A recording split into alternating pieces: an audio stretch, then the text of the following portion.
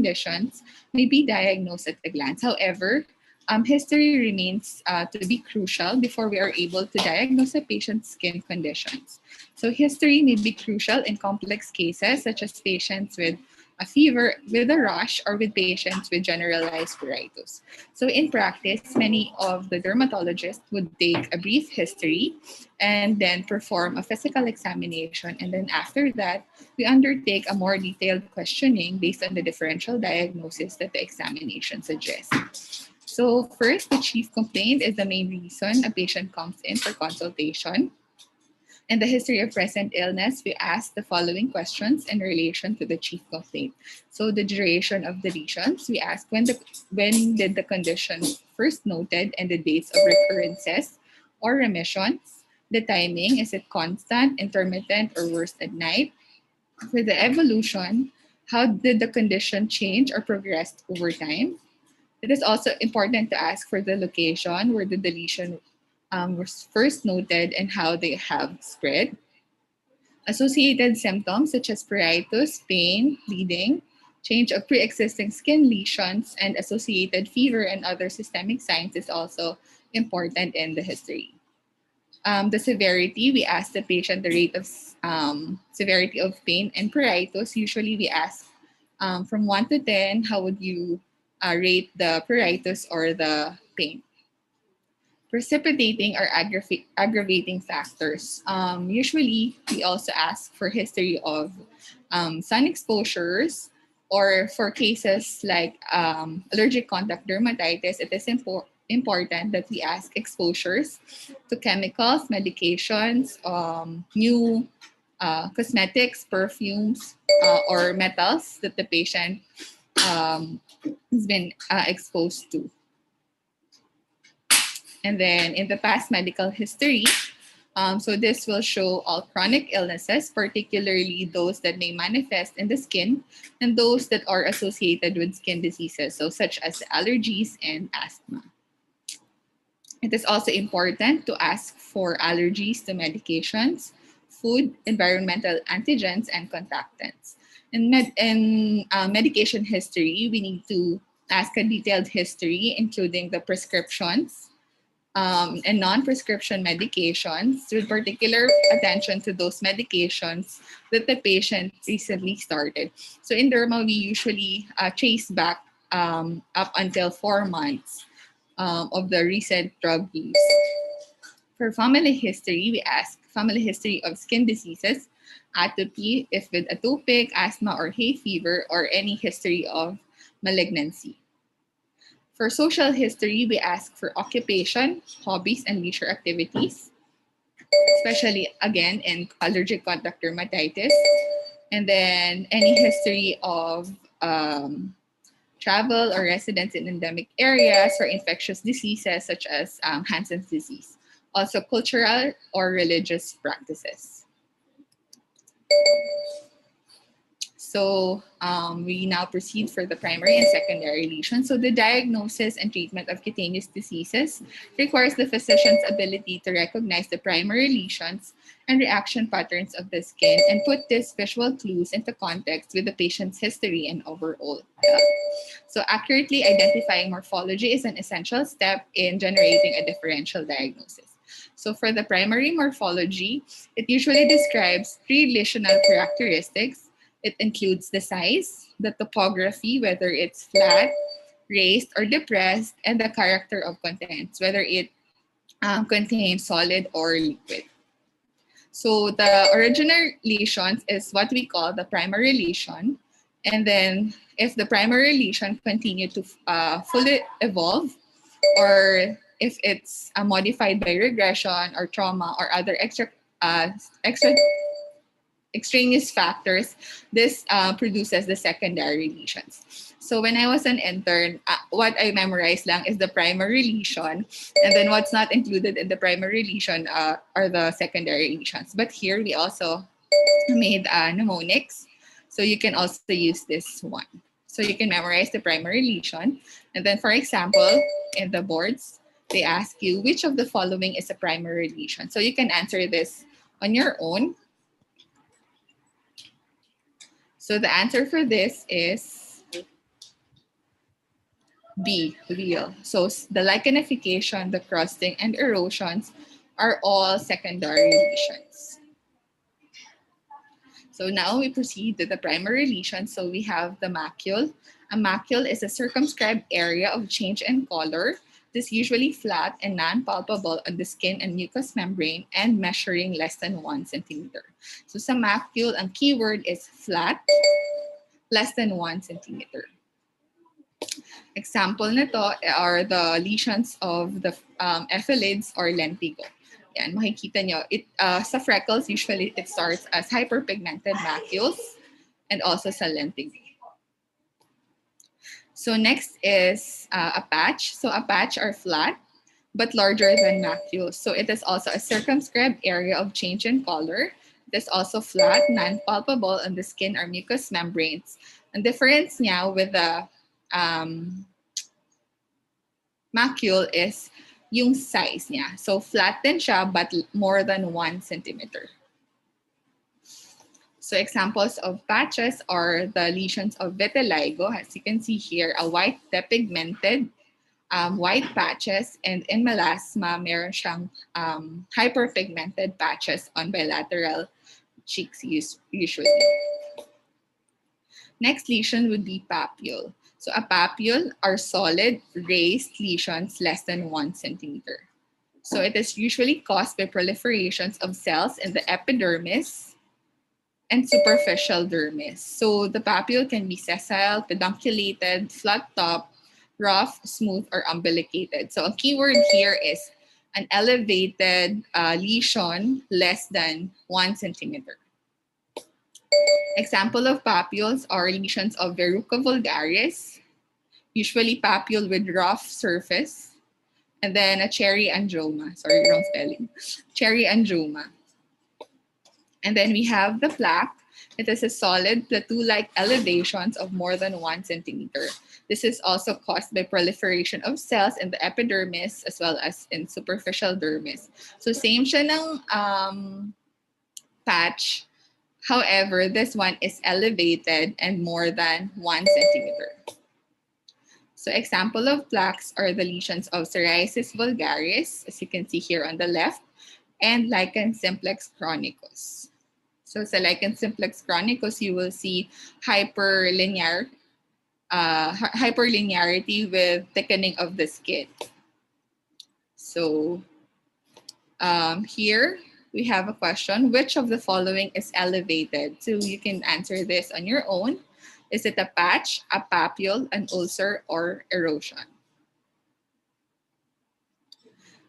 So for this one, the answer is a papule. And then next we have a nodule. So a nodule is a palpable, solid, round, or ellipsoidal lesions more than or equal to 1 centimeter. So in contrast to papules, it is caused by proliferations of cells in the mid-dermis, usually from inflammatory infiltrates, neoplasms, and metabolic deposits. So more on sa dermis na siya here. And then examples of which are lesions of lipoma or the neurofibromas in neurofibromatosis. And then we proceed with vesicles and bullae. So vesicles are circumscribed, elevated, superficial, and fluid-filled cavity measuring less than 1 centimeter. On the other hand, a bullae is a large blister measuring more than 1 centimeter. So both of this arises from cleavage at the intraepidermal, inside the epidermis, or minsan subepidermal. So ang difference nila, yung size lang. So vesicle less than 1 centimeter, bullae more than 1 centimeter. So these are the most common cases we see at the OPD. So for vesicles, we have herpes simplex, clusters of vesicles on an erythematous base. We also have herpes zoster, usually clusters of vesicles and erythematous base, but on a dermatomal level or appearing at one side of the body lang. And then bullae examples would be bullous pemphigoid and sometimes friction blisters. So in this next picture, we can see both the vesicles, the difference, and the bullae. So less than 1 cm and then more than 1 centimeter. We also have another circumscribed superficial cavity, which is the pustule. Sa pustule naman, it contains purulent discharge in contrast to the vesicles and bullae na fluids. Dito, purulent discharge made of leukocytes. So examples include the lesions of chickenpox, of herpes simplex can also have pustules or can also develop into pustules. Folliculitis or inflammation of hair follicles can present with lesions of pustules, and impetigo. Next would be wheals. So a wheals is a round or flat top that is evanescent. So ang keyword nyo here would be evanescent or transient lesion that disappear 24 to 48 hours. It is usually due to edema in the papillary body of the dermis. So examples would include angioedema, urticaria pigmentosa, dermatographism, and angioedema, hives. Yan yung mga wheals. Transient, evanescence, yan yung mga keyword nyo nawawala in 24 to 48 hours. Yan. So those are the lesions, or those are the examples of primary lesions. So we now proceed with secondary lesions. So sa secondary lesions, ito yung mga na-develop na primary lesions dahil kinamot or na-trauma, or yun talaga yung progression ng lesion. So we have scales. So scales are buildup of dead skin cells that flakes off the surface arising from the outermost layer of the stratum corneum. So yung scales na makikita niyo on the skin, it is usually from the stratum corneum on histopathologic. So yung may mga different dermatologic diagnosis or lesions na would present with different types of scales.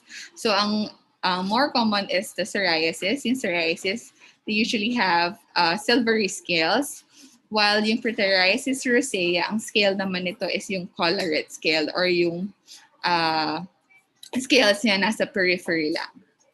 And then for tinea versicolor or pityriasis versicolor, yung scale naman niya is usually fine or furfuraceous. And then we have different shapes ng scales in erythema craquelei and ichthyosis diseases. Next would be crusts. So crusts are dried up collection of blood, serum, or pus. So usually ang pinaka-common na disease with the crust na specific lang sa kanya, yung honey-colored crust is usually yung impetigo. Tinea capitis can also have crust kapag with secondary bacterial infection and as well as with atopic. And then next would be erosion. So erosions is a moist, circumscribed, depressed lesion that result from a loss of a portion of all the viable epidermal or mucosal trauma. So yung erosion, ang nawala sa kanya, loss of portion of the epidermis or all of the epidermis. So it is the detachment of epidermal layers with maceration, rupture of vesicles, or bullae. So examples would include cases like tinea pedis, kapag kinamot ng masyado, and then necrotic excoriations as well as candidiasis. Superficial lang yung nawawala or yung epidermis lang yung nawawala sa erosions.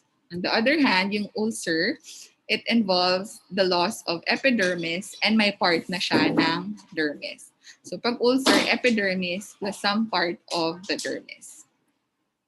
Examples would include lesions in pyoderma gangrenosum or chancroid. Next would be fissure. Fissure naman is a linear loss of continuity of skin surface or mucosa that results from excessive tension and decreased elasticity. Usually, fissures can be seen in diseases na super dry ng skin like eczema. and intertrigo. So nagbibitak, yung parang nagbibitak, yun yung features. Linear loss of continuity of skin surface. And then we have atrophy. So atrophy is the diminution of some or all layers of the skin. Ang merong atrophy usually, yung atrophy is usually a side effect of prolonged topical or intralesional steroids. It can also be seen in diseases such as lichen sclerosis et atrophicus and in cases of morphia. So pag nakita nyo, parang shiny siya na super thin ng skin. Next naman are scars. So scars are fibrous tissue replacement. This is a defect due to previous wound or ulcers. So scar we have from keloid, postherpetic scars from herpes zoster, and sometimes porphyria lesions can produce scarring. And then next would be excoriations. Excoriations is a punctate or linear abrasion produced by mechanical means caused by scratching, usually involving only the epidermis. So excoriation, superficial lang din siya yung epidermis, usually punctate or linear, parang siyang ganyan, from severe scratching. And then lastly, we have the lichenification. So it is caused by repeated rubbing. Results in thickening and hyperpigmentation of the skin. So makikita nyo yung skin markings are becoming prominent, or yung hyperlinearity, nakikita nyo na here. So this case is a classic case of lichen simplex chronicus. Yeah. Lichen thickening. So lichen simplex chronicus. So I think that's my last slide. Thank you for listening.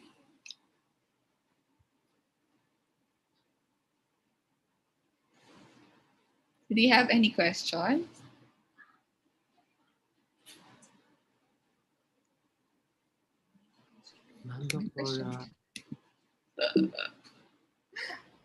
Thank you so much, Dr. Priela, for that very concise lecture on the basics of dermatology. So our next lecture may come in handy in the subjects of microbiology, pathology, pharmacology, and internal medicine. Our next speaker is one of our second-year residents, Dr. Jean Ann Camille Marcelo.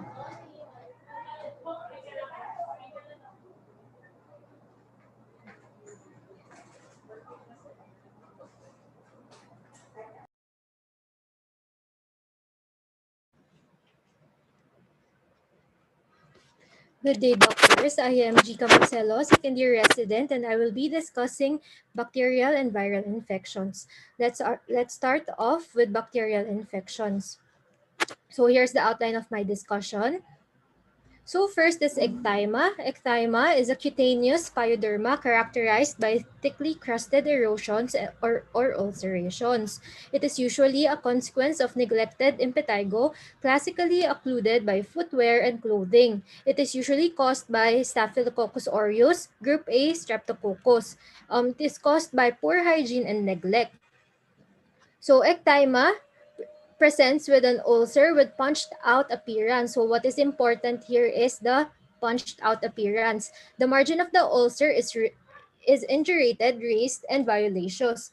The granulating base extends deeply into the dermis, and the lesions typically occur in the homeless and in the homeless and soldiers in combat in a hot and humid climate. It is most commonly occurs on lower extremities.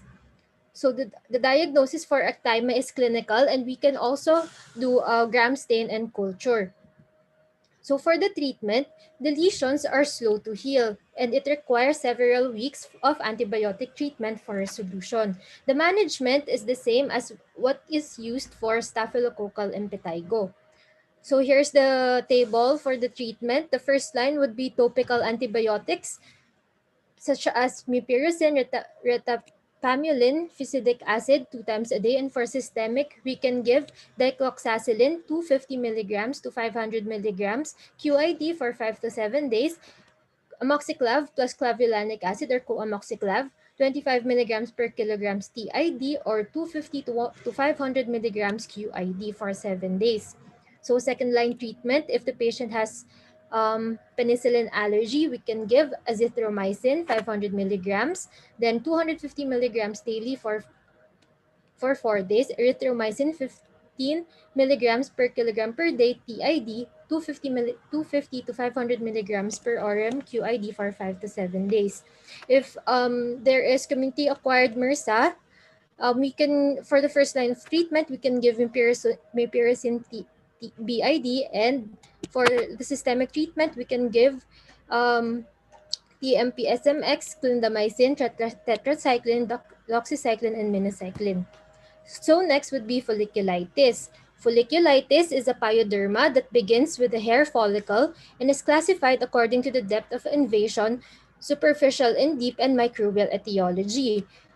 So etiologic agents include Staphylococcus aureus, Pseudomonas aeruginosa, gram-negative bacteria such as Proteus, Klebsiella, and E. coli. Staphylococcus aureus folliculitis may be superficial or deep. The superficial type is also called the Bockhart's impetigo. So Bockhart's impetigo, it is the superficial type of folliculitis. It is common on the scalp of children and in the beard area. This picture shows numerous superficial erythematous papules and pustules in the opening of hair follicles in the beard area. So paano mo siya ma-differentiate with acne? Usually yung folliculitis, by the name itself, follicle, so nasa hair follicle siya. And then this condition may be chronic, aggravated by shaving. Next is hot tub folliculitis. It is caused by Pseudomonas aeruginosa. It usually follows bathing in a communal hot tub. You can see follicular papules and pustules on the trunk. Again, nasa follicles siya para ma-differentiate natin siya. This picture shows deep Staphylococcus folliculitis, psychosis barbae, or the Barber's itch. This patient has multiple follicular papules forming a tender, thick erythematous plaque on the upper lip. The predisposing factors for development of folliculitis include shaving, plucking, or waxing hairy areas, occlusion with clothing, adhesive plasters, and prosthesis, natural occlusion in intertriginous areas such as the axilla, inframammary, anogenital areas, warm climate with relatively high humidity, and application of topical corticosteroids. Systemic antibiotic promote growth of gram-negative bacteria in acne patients. The presence of diabetes and immunosuppression are also considered predisposing factors. So the diagnosis is made through characteristic clinical findings in gram stain and culture. Local therapy with warm saline compresses and topical antibiotics may be adequate for localized Staphylococcus folliculitis. Mipiracin or clindamycin is applied twice a day on the involved skin and nares. The nares is a common site of staphylococcal carriage. Kaya usually pag mga impetigo or these kinds of infections, dinadamay natin yung nares, nilalagyan din natin ng antibiotic kasi dun yun yung site of inoculation nila. So here are the treatment for systemic antibiotics. We can give cloxacillin or cephalexin. For adults, we give 250 to 500 milligrams QID for 10 days. For children, we give 30 to 50 mkd QID for 10 days. And if you want to give co-amoxiclav for adults, we give 375 milligrams TID, 6 to 5 milligrams BID for 10 days. And for children, we give 25 to 50 mkd TID for 10 days.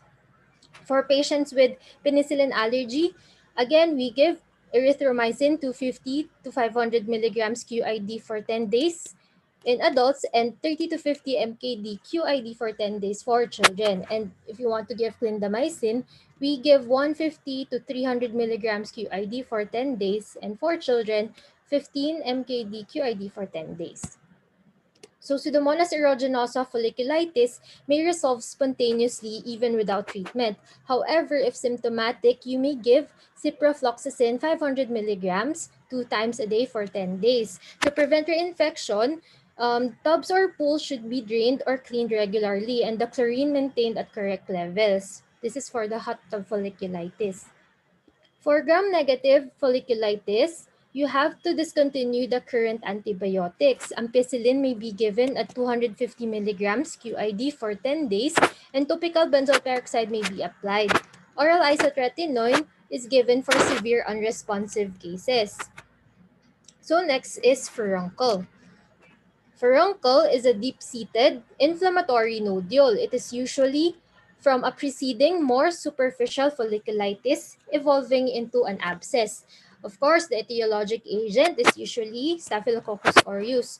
So pag sa exam, pag sa mga skin, usually Staph aureus yung answer dyan.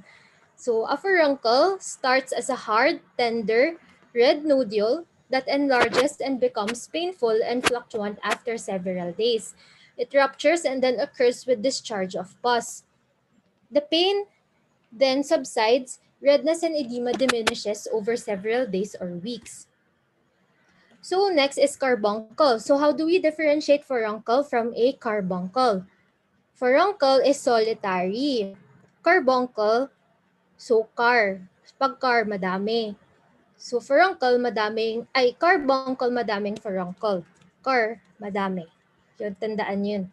So carbuncle is a more extensive, deeper, communicating, and infiltrated lesion. Closely set, closely set furuncles coalesce. So etiologic agent, again, Staphylococcus aureus. The involved area is initially red and indurated. Multiple pustules soon appear on the surface, draining externally around multiple hair follicles. The lesions then develops a yellow-gray irregularly crater which heals slowly by granulation. There is a resulting permanent scar that is often dense and readily evident. So based here from the picture, initially red lang siya na medyo indurated, and then nagkakaroon na siya ng maraming pustules, and then may discharge na yellowish and then scarring. The sites of predilection are the hair-bearing regions such as the scalp, face, nape, axilla, thighs, and buttocks. Furuncles and carbuncles may complicate pre-existing lesions such as atopic dermatitis, K-base, or pediculosis.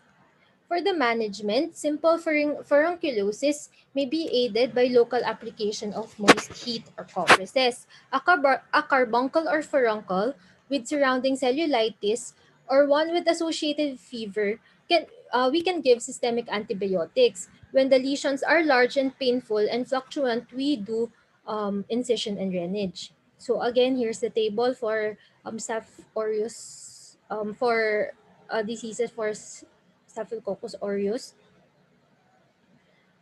So now we go to pyodermas. Pyodermas are infections in the epidermis just below the stratum corneum or in the hair follicles.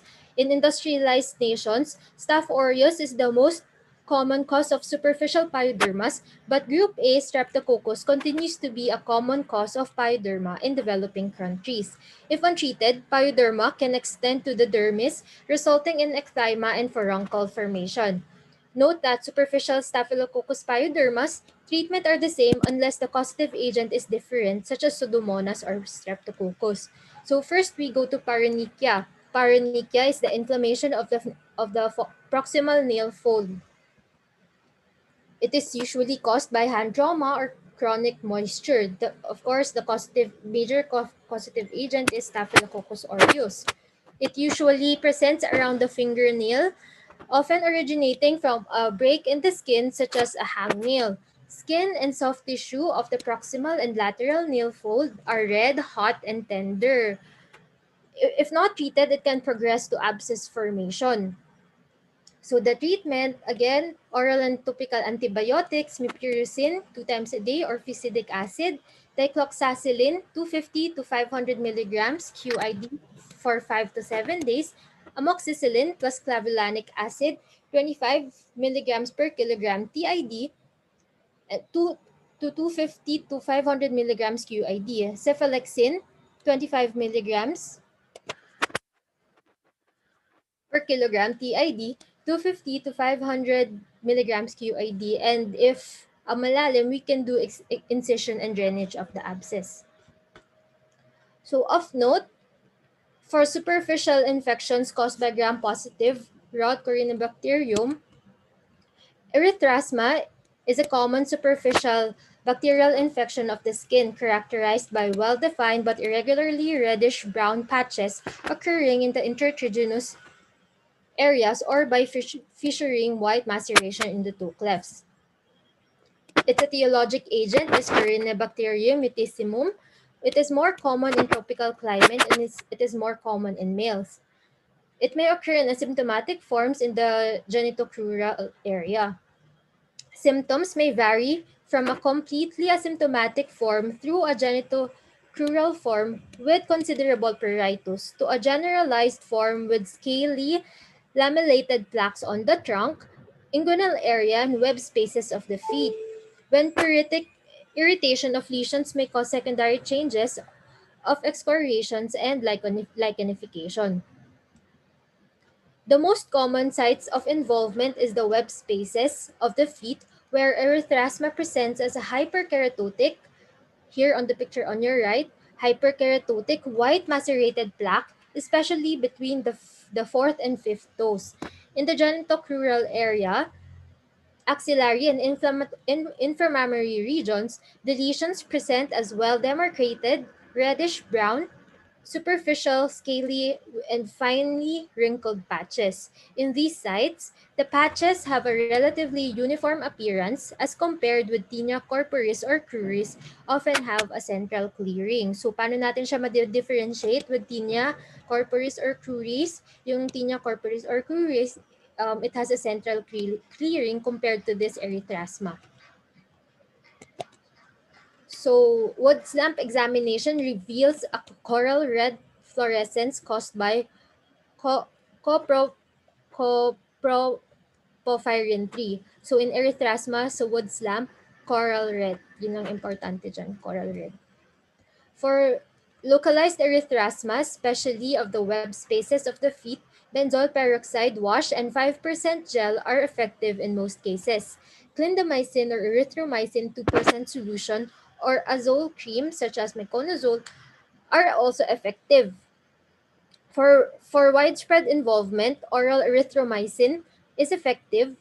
A 1 gram single dose of clarithromycin has been used successfully. For secondary prophylaxis, an antibacterial benzoyl peroxide bar when showering is effective. Next up, skin infections with gram-positive bacteria, Staphylococcus aureus, and group A streptococcus or Streptococcus pyogenes are an important source of morbidity and even mortality. These bacteria produce toxins that can induce characteristic syndromes. Although what's included under this category is the bullous form of impetigo, I'll also include other forms as well in this segment. So impetigo is caused by Staphylococcus aureus if it is bullous type, and for non-bullous, in industrialized nations, it is most commonly caused by Staph aureus, less often by a group A streptococcus. In developing countries, it is caused by group A streptococcus. So again, in industrialized nations, it is most common caused by Staph aureus in developing countries, group A streptococcus. So predisposing factors include crowding, poor hygiene, neglected minor skin trauma. Non-bullous impetigo or impetigo contagiosa is the more common type, accounting for more than 70% of the pyodermas. It occurs in children of all ages as well as in adults. It is caused by either Staph aureus or group A streptococcus or both. The nose, mouth, and extremities are the usual sites involved.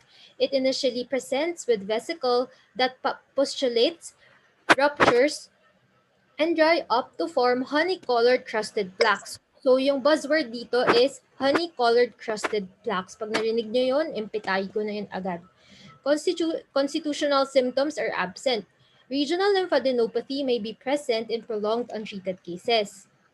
So, bullous impetigo occurs more commonly in the newborn and in older infants and is characterized by the rapid progression of vesicles to flaccid bullae. Decades ago, extensive bullous impetigo occurred in epidemics within neonatal nurseries. So it begins as vesicle that turns into a flaccid bullae containing yellow serous fluid that rupture. Then moist red erosions appear with a thin rim of scale which then forms light brown crust. So vesicles and then bullae, erosions, and then magiging light brown crust na siya. Diagnosis is again made through clinical findings and gram stain and culture. Staph aureus mediated production of exfoliative toxin also results in a spectrum of blistering skin disorders ranging from localized bullous impetigo to a severe generalized form or the staphylococcal scalded skin syndrome. The syndrome is generalized exanthematous disease consisting of cutaneous tenderness and widespread superficial blistering and denudation. So it is exfoliatin A and B proteins produced by Staphylococcus aureus, the epidermolysis takes place usually between the stratum spinosum and granulosum. This results in a very thin-walled, flaccid blister that is easily disrupted, exhibiting a positive Nikolsky sign. So what is Nikolsky sign?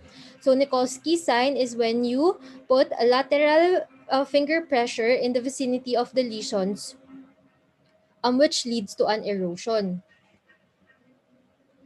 It is usually faint, orange, red macular exanthem or uniform erythema sparing the mucosal surfaces. Periorificial and flexural accentuation of the erythema and severe tenderness. So, it is also in association with purulent conjunctivitis, otitis media, nasopharyngeal infection, pyogenic skin infections such as bullous impetigo. These serve as the staphylococcal foci from which the toxin is released from. So within 1 to 2 days, the rash progresses from an exanthematous scarlatiniform to a blistering eruption. Very superficial tissue paper wrinkling of the epidermis progresses to large flaccid bullae in flexural and perioral surfaces. So again, there's a positive Nikolsky sign. Large sheets of the epidermal surface are typically shed, revealing a moist underlying erythematous space resembling a generalized scalding burn.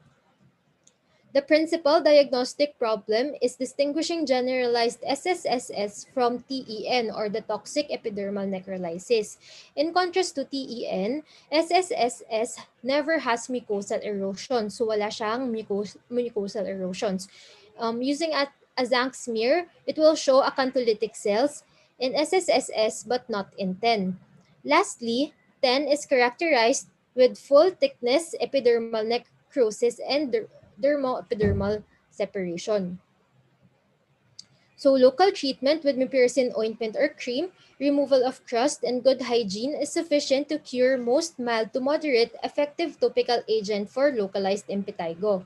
Systemic antibiotics may be required in extensive cases. Prognosis for recovery is excellent.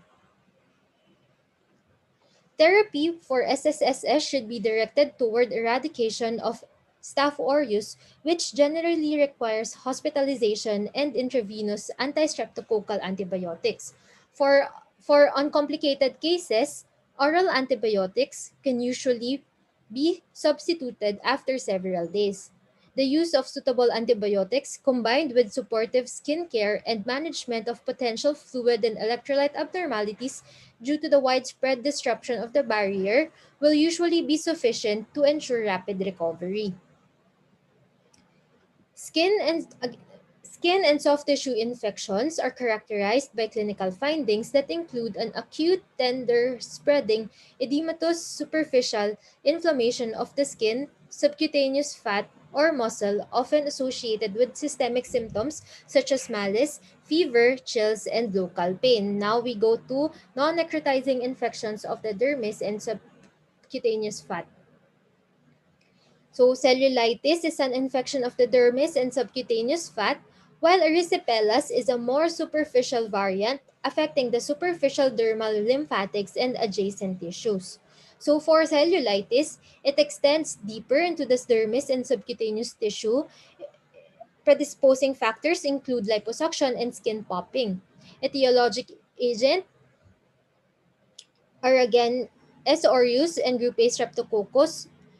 It can also include group B streptococci in newborn, pneumococci, gram-negative bacilli in immunocompromised individuals, E. coli, and other Enterobacteriaceae and anaerobes in extreme ages, prolonged hospitalizations, percutaneous intravascular lines, diabetes, immunocompromised state, and glucocorticoids.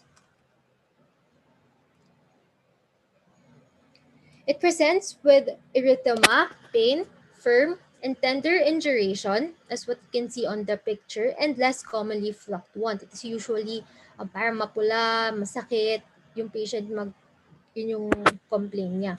Regional lymphadenopathy may be associated with cellulitis on an extremity. Crepitus is rare, that signifies a gas-forming anaerobe such as Bacteroides. So as mentioned, erysipelas is more superficial, but with marked dermal lymphatic vessel involvement, predisposing factors are those um, with lymphedema, venostasis, web intertrigo, and obesity. The etiologic agent is group A beta hemolytic streptococci. So although erysipelas share many clinical features with classical cellulitis such as pain, tenderness, erythema, and edema, the plaque-like edema has a more sharply defined margin to normal tissue, and the erythema is classically bright red. So again, it has a more sharply defined margin, and the erythema is usually bright red. The surface findings are often described as peau d'orange or skin of an orange in appearance. So for diagnosis, you may request for blood exams which may reveal elevated WBC and ESR. Gram stain and culture of the aspirates are done to identify bacteria, and a skin biopsy may be requested. X-rays and imaging help in identifying soft tissue gas and extensive soft tissue involvement. So empiric therapy for patients with suspected or potential staphylococcal infections has changed in recent years with the increased prevalence of the MRSA infections. Traditionally, simple cellulitis, not requiring hospital admission, has most commonly been treated with penicillinase-resistant penicillin such as cloxacillin or an oral cephalosporin such as cefalexin. In areas where MRSA rates are highest, clindamycin, trimethoprim, sulfamethoxazole, fluoroquinolones, and tetracyclines such as doxycycline and minocycline have recently played a more significant role in empiric therapy. Next are the necrotizing soft tissue infections. They must be recognized rapidly and treated aggressively to minimize mortality. So necrotizing fasciitis has two types, type 1 and type 2.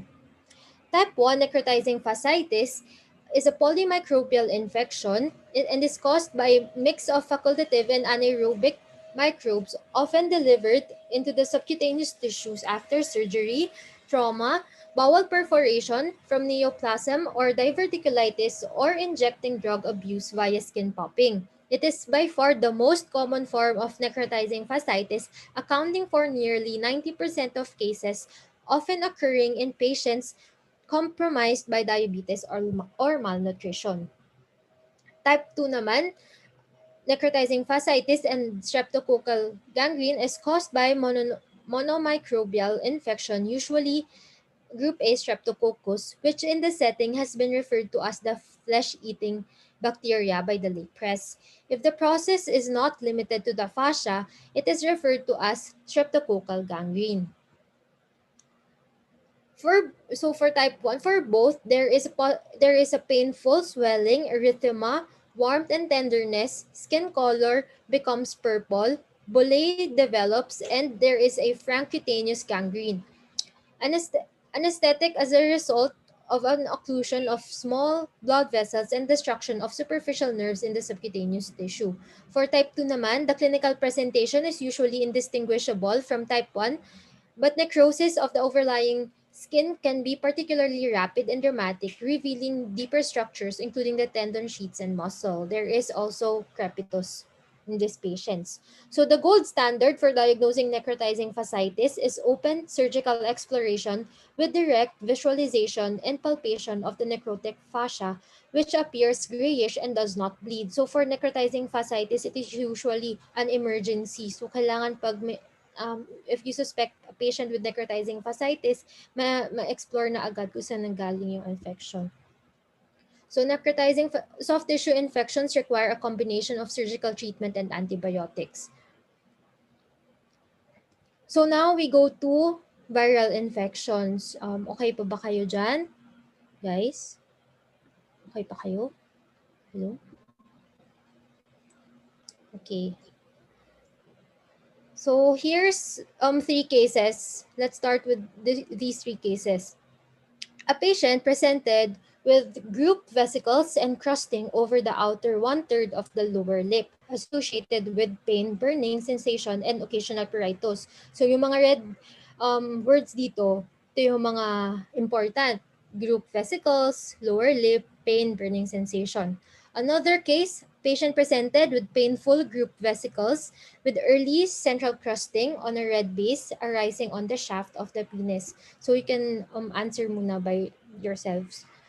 Next, a 21-year-old patient presented with painful group confluent vesicles on an erythematous base on the distal finger. Zank smear was done, revealed multinucleated giant cells. So what is the etiology?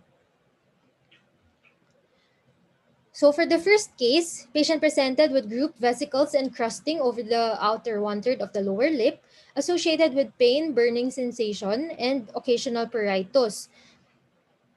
So it is oral. So the answer is oral label herpes. It is caused by herpes simplex virus 1. It is usually acquired in childhood, mostly associated with orofacial disease, and the most common site is the outer one-third of the lower lip associated with pain, burning, and sensation. So pag may case na presented na ganyan, group vesicles sa lower lip na may pain and burning sensation, it is oral labial herpes and it is caused by HSV1.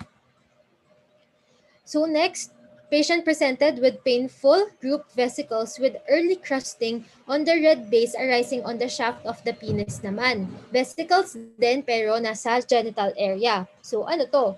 Genital herpes. It is caused by herpes simplex virus 2 and it is the most prevalent sexually transmitted disease worldwide.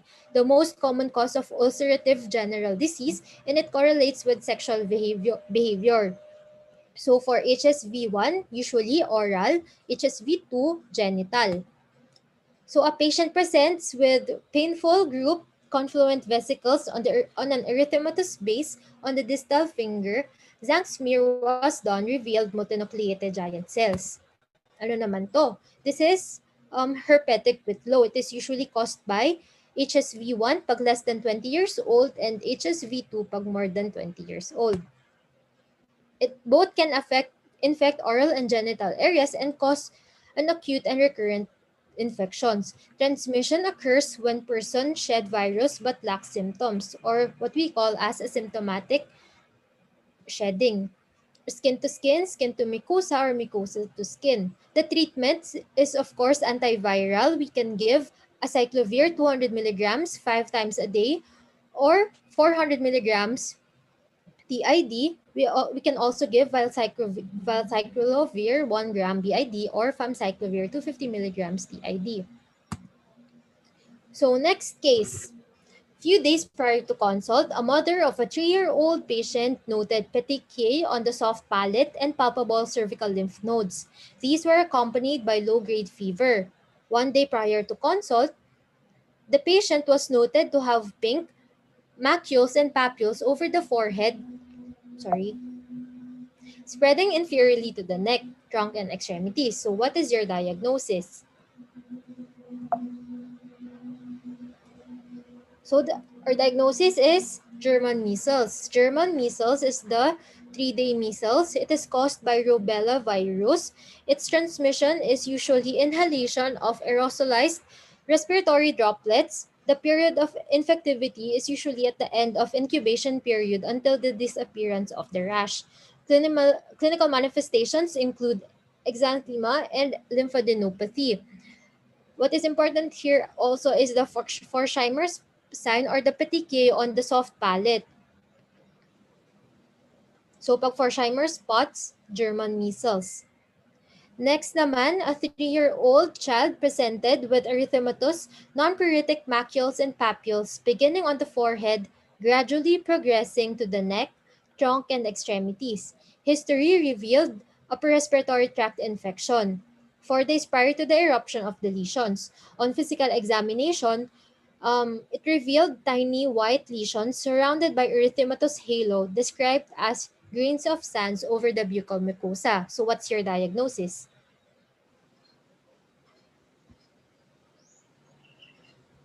So our diagnosis is measles or rubiola. So our clues for diagnosis include rubiola, it spreads centrifugally.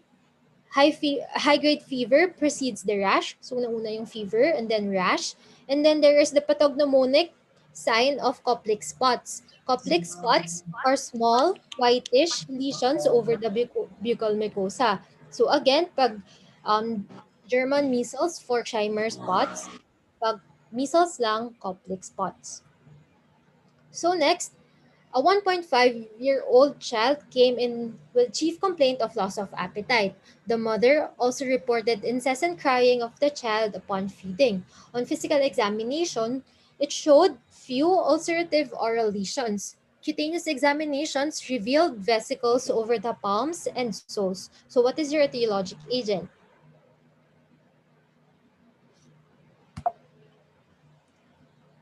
Ay, sorry. So, the etiologic agent is Coxsackie virus. The disease is called hand-foot-mouth disease. So, what are the clues for diagnosis? So, yun yung etiologic agent. It is caused by Coxsackie virus. It usually presents with painful oral ulcers, kaya merong difficulty feeding the child. There is also linear papulovesicular lesions over the sides of the fingers, toes, and buttocks. Next is varicella zoster virus. It is caused by varicella zoster virus. The entry is usually on the mucosa of the upper respiratory tract and oropharynx. On the reticuloendothelial system, it is the major site of virus replication in the skin. So the prodrome is usual in young children. The prodromal symptoms are uncommon. In older children and adults, the rash is often preceded by 2 to 3 days of fever, chills, malaise, headache, anorexia, severe backache, and in some patients, their sore throat and dry cough. In unvaccinated persons, the rash begins on the face and scalp and spreads rapidly to the trunk, revealing with relative sparing of the extremities. The lesions in all stages are usually present on the body at the same time. So ito po yung isang clue for varicella. The lesions are in all stages are present at the same time. So merong vesicles, papules, pustules, crust in pag nakita niyo yung pasyente. So a striking feature of varicella lesions is their rapid progression over a little as 12 hours from rose-colored macules to papules, vesicles, pustules, and crust. So it is called the dewdrops on rose petals. Varicella can usually be diagnosed readily on the basis of the appearance and evolution of its characteristic rash, particularly when there is a history of exposure within 2 to 3 weeks. So it is also diagnosed by using Zank smear. So there's also multinucleated giant cells. So complications include in children, there is staph or strep skin infections. In adult, pwede magkaroon ng pneumonia. In pregnancy, baka magkaroon sila ng congenital varicella zoster virus infection. So for the treatment, we give antiviral. For the neonate, we give acyclovir 10 milligrams per kilogram or 500 milligrams. Q8 for 10 days. In adult, we give acyclovir 800 milligrams 5 times a day for 7 days. And for pregnancy, routine use of acyclovir is not recommended. So herpes zoster is characterized by unilateral dermatomal pain and rash that results from reactivation and multiplication of endogenous varicella zoster virus that had persisted in latent form within sensory ganglia following an earlier attack of varicella. It is most common in older adults and immunosuppressed individuals. Pain and paresthesia in the involved dermatome often proceed by eruption by several days and vary from superficial itching, tingling, or burning to severe, deep, boring, or lancinating pain. The most distinctive feature of herpes zoster is the localization and distribution of the rash, which is nearly always unilateral and is generally limited to the area of the skin innervated by a single sensory ganglion. The area supplied by the trigeminal nerve, particularly the ophthalmic division and the trunk from T3 to L2, are the most frequently affected. So pag herpes zoster, remember that it is usually unilateral and dermatomal. The erythematous, maculopapular, and vesicular lesions of herpes zoster are clustered rather than scattered because virus reaches the skin via sensory nerves rather than viremia. So, again, it is unilateral, nasa isang side lang siya dahil it follows the dermatomal distribution. It is for the diagnosis, we can diagnose herpes zoster, of course, clinically, and we can also do Zank smear, meron ulit multinucleated giant cells. So the pain is important clinical manifestation of herpes zoster. The most common debilitating complications is chronic pain or post-herpetic neuralgia. Patients can also have bacterial superinfection, skin necrosis, scarring, cutaneous dissemination for immunocompromised patients. So for herpes zoster, again, the treatment would be antiviral. Next would be warts. Warts are caused by human papilloma virus. The common warts or verruca vulgaris presents as scaly, rough, spiny papules or nodules. It is usually single or grouped and can present on hands or fingers. The flat warts or the verruca plana is 1 to 4 millimeters slightly elevated flat top papules with minimal scale. It is usually seen on the face, hands, and lower extremities. So for the treatment, we do electrodesiccation with curettage. We can also prescribe the patient salicylic acid, lactic acid, TCA, or cryotherapy. Next is molluscum contagiosum. Transmission may occur via direct skin or mucous membrane contact or via fomites. Bath towels, swimming pools, and baths have all been reported as source of infection. So pag sa molluscum, importante dito is yung causative agent which is pox virus. It is usually yung mga patients na pupunta sa OPD ay yung mga bata tapos yung mga kapatid nila or kalaro nila merong same lesion. So molluscum presents as a small pink, pearly, or flesh-colored dome-shaped papules with central del or umbilication. So important dito, buzzword, dome-shaped papules with central umbilication. Pag narinig nyo yan, molluscum na agad yung sagot niyan. So for the treatment, we can do curettage. Usually spontaneous naman siya nawawala, but we can give cantharidin, retinoid creams, imiquimod, salicylic, TCA, or cidofovir or silver nitrate. So in summary, so first for the bacterial buzzwords, furuncle, importante to guys ha, so i-screenshot nyo na to. So furuncle, deep-seated inflammatory nodule, carbuncle, closely set furuncles, carbuncle, maraming furuncle. Next is folliculitis, pyoderma that begins within the hair follicle. And then for impetigo, we have non-bullous or bullous. For non-bullous, siya yung honey-colored crust mostly around the nasal orifice. And bullous, siya naman yung blisters and it usually occurs in neonates. For cellulitis, importante dito, lack of distinct margins between affected and normal skin. It extends deeper into the dermis and subcutaneous tissue. For erysipelas, it is sharply demarcated. Pag sharply demarcated, erysipelas, pag cellulitis, lack of distinct margins. Next would be necrotizing fasciitis, frank cutaneous gangrene, type 1 crepitus. Ecthyma, ulcer with punched out appearance. Neglect yung consequence of neglected impetigo yan. Paronychia, inflammation of the proximal nail fold caused by hand trauma or chronic moisture. Erythrasma, on Wood's lamp, we would see coral red fluorescence.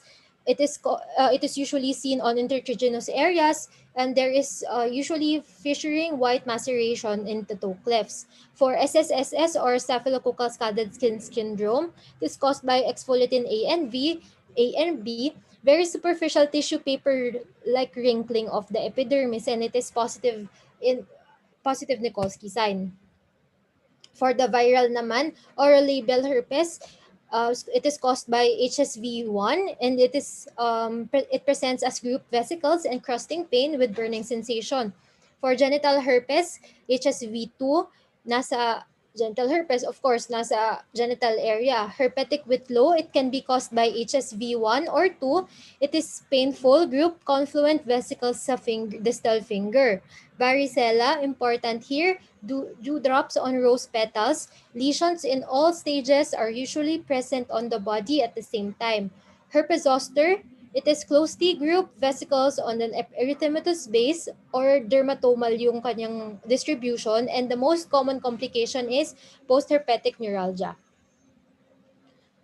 Next, for the viral infections, rubella, exanthema, and lymphadenopathy for Scheimer sign. Rubiola or measles, it spreads centrifugally. High grade fever precedes the rash for 4 days, and pathognomonic here is the Koplik spots. Hand foot mouth disease naman is caused by Coxsackie virus, presents as painful oral ulcers and vesicles over the palms and soles. For the verruca or the warts, Verruca vulgaris or the common warts, it is usually scaly, rough, spiny papules or nodules. For verruca plana naman or the flat warts, it is flat top papules. And lastly, molluscum contagiosum, importante dito yung small pink pearly or freshly colored dome-shaped papules with central umbilication. So this is my last slide. Thank you and good luck on your exams. You have any questions?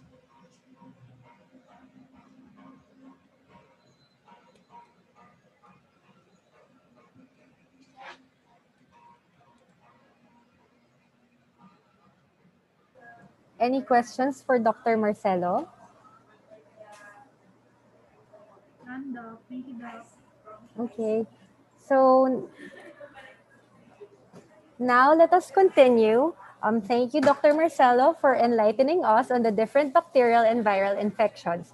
Our third lecturer for today is Dr. Jemmy P. David, our chief resident. She will be lecturing on the fungal infections of the skin and acne vulgaris.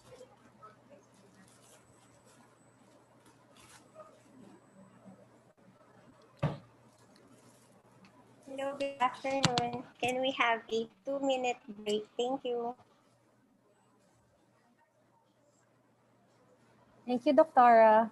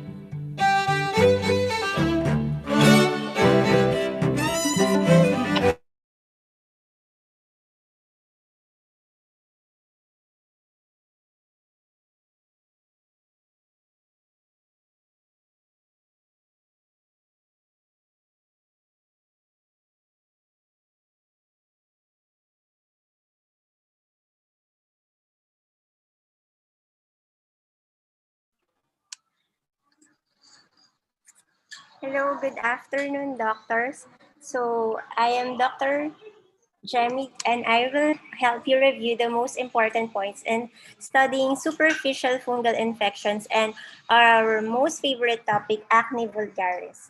So for superficial fungal infections, first, they are also called dermatophytosis. They are classified according to their natural habitats in humans, animals, and soil, and they attach to and invade the keratinized tissue of animals and humans on our skin, hair, and nails.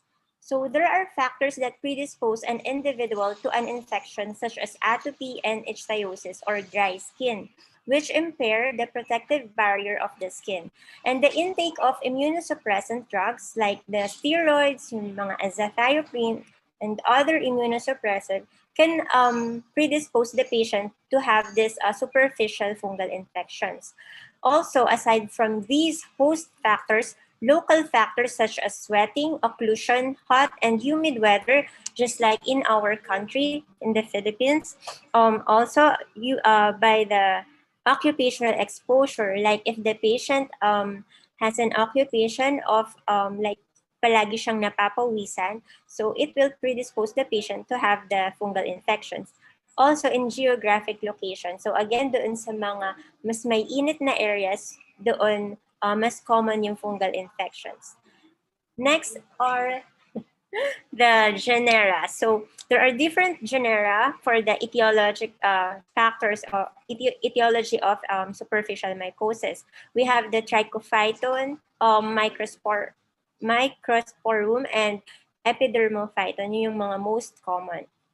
And in this table in Fitzpatrick, so nakalagay dito kung anong species yung mas common sa skin, hair, and nails. You have to remember that trichophyton, lahat siya, present siya sa lahat, sa skin, hair, and nails.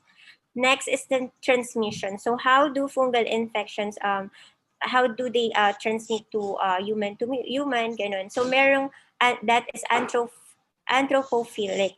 Next is zoophilic kapag from animal, yung mga pets natin to humans. So it is important in the history na tinatanong natin yung patients if they have pets sa house nila. Also, geophilic. So fungal infections, fungi can be transmitted from the soil or to environment. So if yung mga patients natin, na-expose sila like they are walking barefoot, so this can predispose them to have fungal infection. So this is just a summary, so it's not important for you in your level, but just to show that these are the habitat, the anthropophilic, zoophilic, and geophilic. So next is the pathogenesis.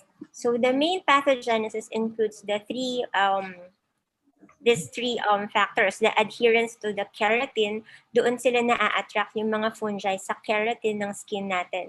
And then they have, aside from adhering, they also invade yung skin. They invade and they stay there on the skin. Ano yun? Hello? Pakimute ko.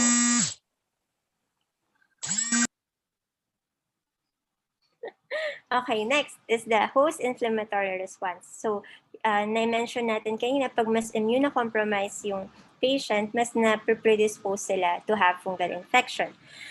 So, how do we diagnose fungal infection? We have merong three ways: through microscopic detection, through using 10 to 20% KOH. 10% KOH pwede na siya for the skin. But when we are testing dun sa mga nail infections, we use 20% KOH.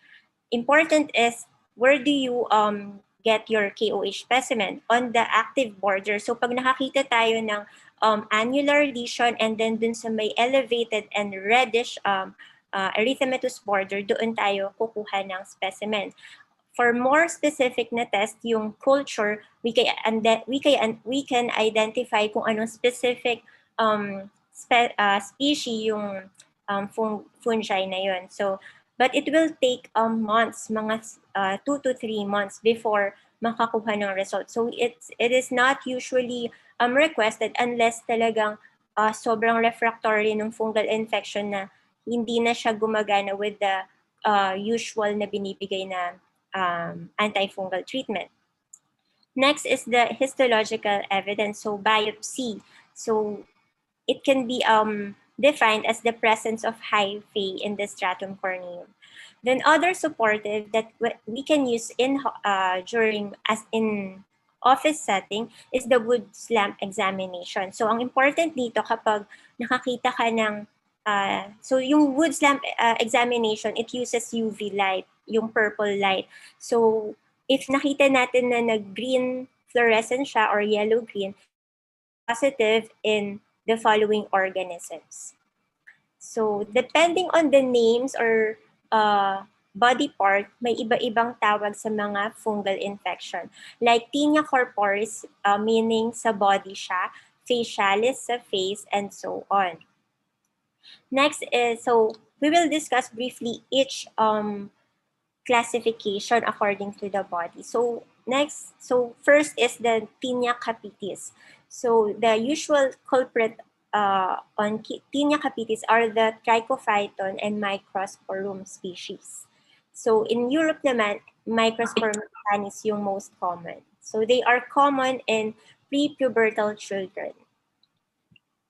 So kapag i-describe mo siya clinically, you can see several round patches of scale or alopecia with or without inflammation. Ibig sabihin, pwedeng red or pwede siyang ganito, gray patch.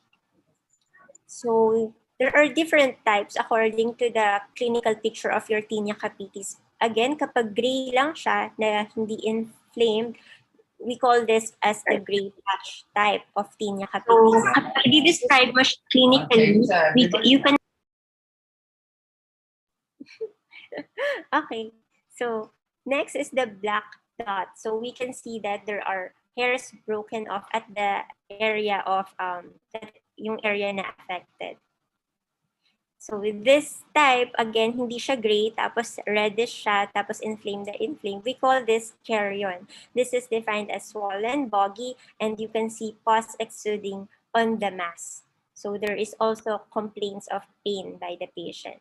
Then another type is the favus na type. It is also considered as an inflammatory type of tinea capitis. And what we can see are this parang mga scaly or scutula.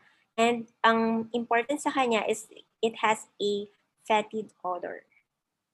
So how do we treat tinea capitis? So hindi na-effective yung topicals lang for tinea capitis kasi ang sobrang invasive na nung fungi up to the hair follicle na siya. So what we can give are oral antifungal systemic na.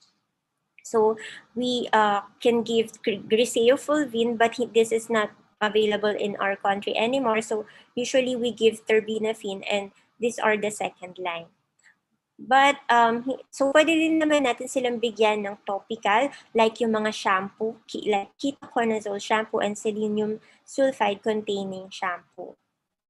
So next is the tinea barbae. So it is considered as the rarest form of dermatophyte infection.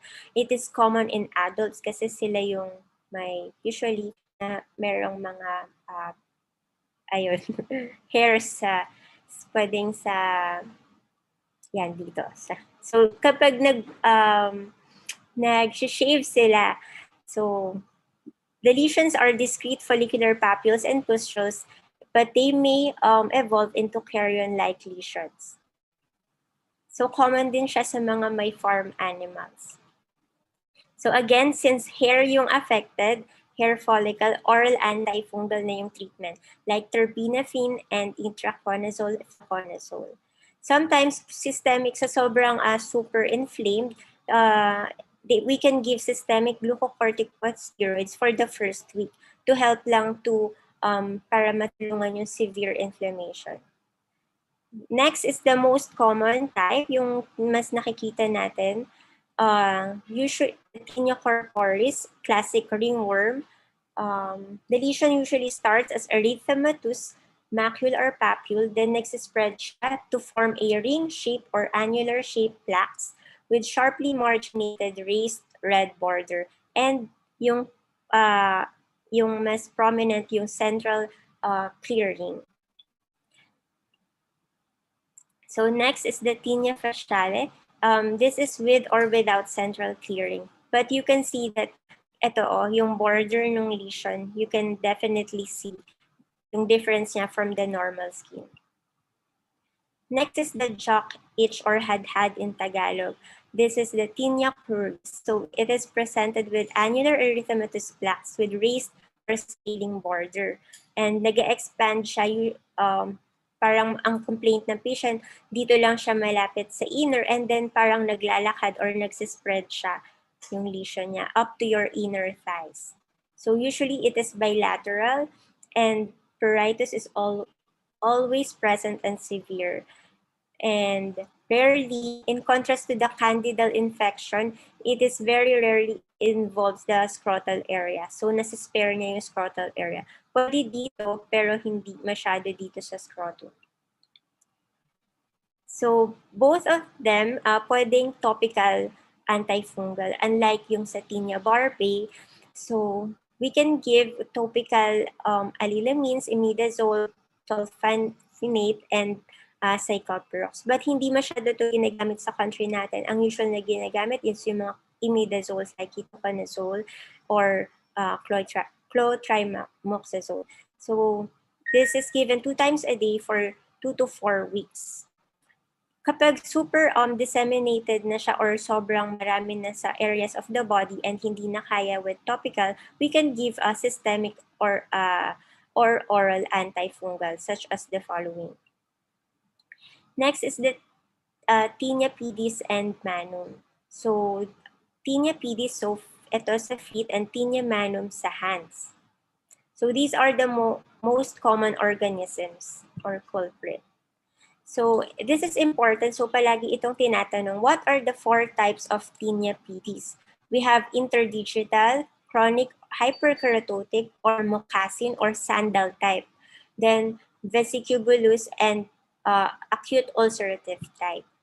So, for tinea pedis, it is the most common type of presentation. So, interdigital. Yung dito makikita nyo, merong scaling, erythema, and maceration of the interdigital and subdigital digits. So, yun sa finger webs or sa, I mean, toe webs pala kasi tinea pedis. So, also called athlete's foot. So, the next type is the mocassin or chronic hyperkeratotic. So, para siyang sandal type, sandal, kasi dito yung distribution ng lesions niya. The most common organism is Trichophyton luteum. Then the third type is the vesiculobulous type. So para siyang same organism, Trichophyton interdigitale. But ang difference niya is clinically, meron siyang, hindi lang siya scaly and with maceration, meron siyang mga vesicles or bullae kapag sobrang lala. That, and sometimes pustules also on the soles or periplantar area. So the last type is the acute ulcerative type. So same din na organism, Trichophyton interdigitale, but the difference from yung itong previous, yung vesiculobulus, this has superficial, I mean, there is bacterial superinfection in this type. So, it can, kapag sobrang napabayaan, hindi na-treat agad, it can lead to cellulitis, lymphadenitis, and lymphadenopathy. So, what is the treatment for superficial fungal infection of the hands and feet? So, for mild types ng tinea pedis and manum, we can give topical antifungal. But kapag sobrang lala na, we can give oral antifungal also. Usually, the first line is terbinafine cream applied 2 times a day for 1 to 2 weeks. But kapag refractory na siya, pwede natin siyang bigyan ng systemic. So if the patient like dun sa 4th type, yung ulcerative, acute ulcerative type, we can give, since meron na siyang secondary bacterial infection, we can give, of course, antibacterial treatment. Next are the nails. So this is the most prevalent nail disease, yung onychomycosis or tinea unguum.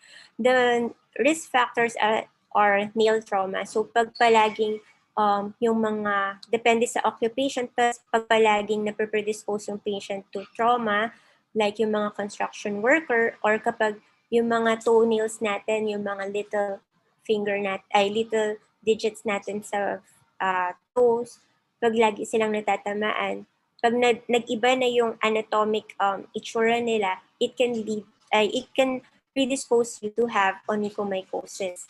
Also, those with suppression, like with patients with HIV infection and diabetes mellitus, and peripheral vascular insufficiency.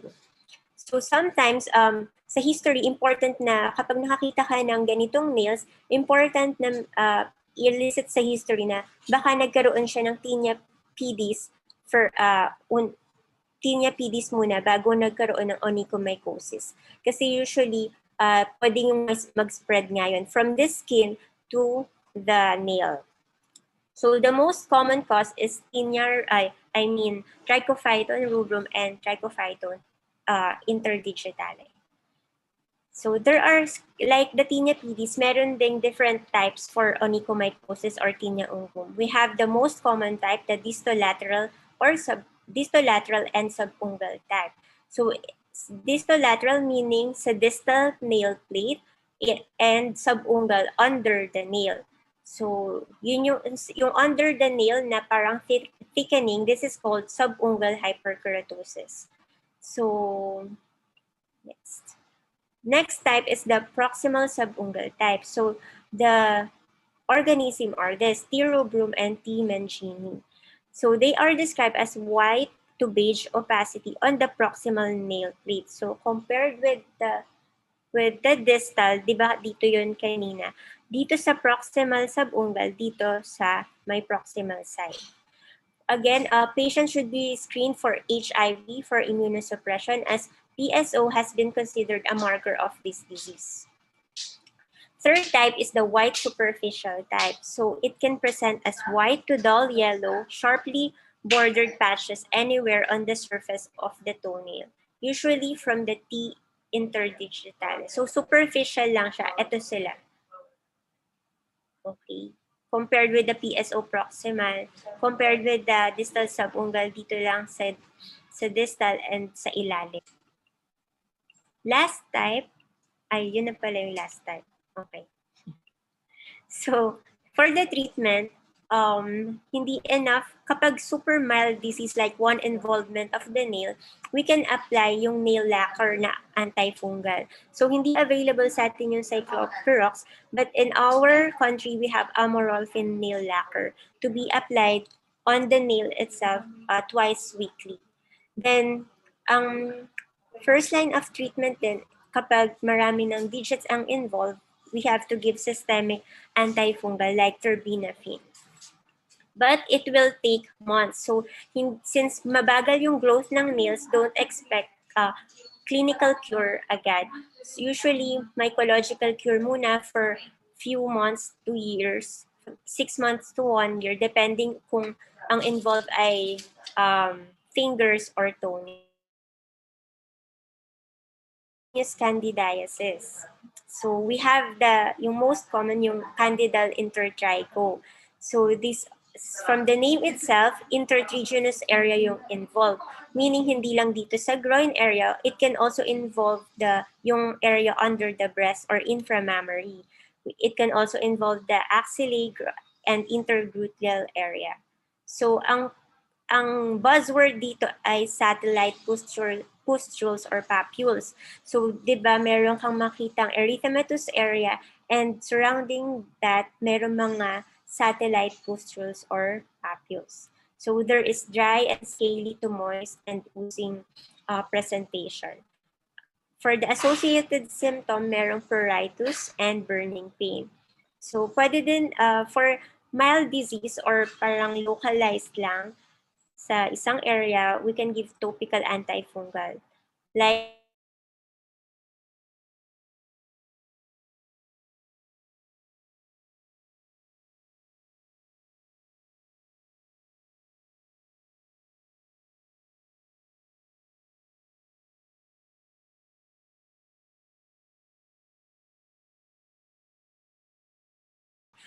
So kapag extensive na ng disease ng Candidal intertrigo, we can give systemic antifungal, especially in immunocompromised patients. Next, Candidal infection is paronychia. So it is presented, it can present as redness swelling of the nail fold. So hindi dito sa nail, but dito sa nail fold siya. Merong pain and tenderness. So the treatment pwedeng topical, but we can also give oral antifungal kapag refractory. Next is yung tinea versicolor, or mas common sa atin yung an-an. So again, this is infection occurs more frequently in regions with higher temperature or sobrang mainit and relatively mataas yung humidity. So wala siyang pinipiling sex, hindi siya male or female, pwedeng ma-affect. But it is most common in adolescents and young adults. So sila yung merong mga sebaceous glands na sobrang active.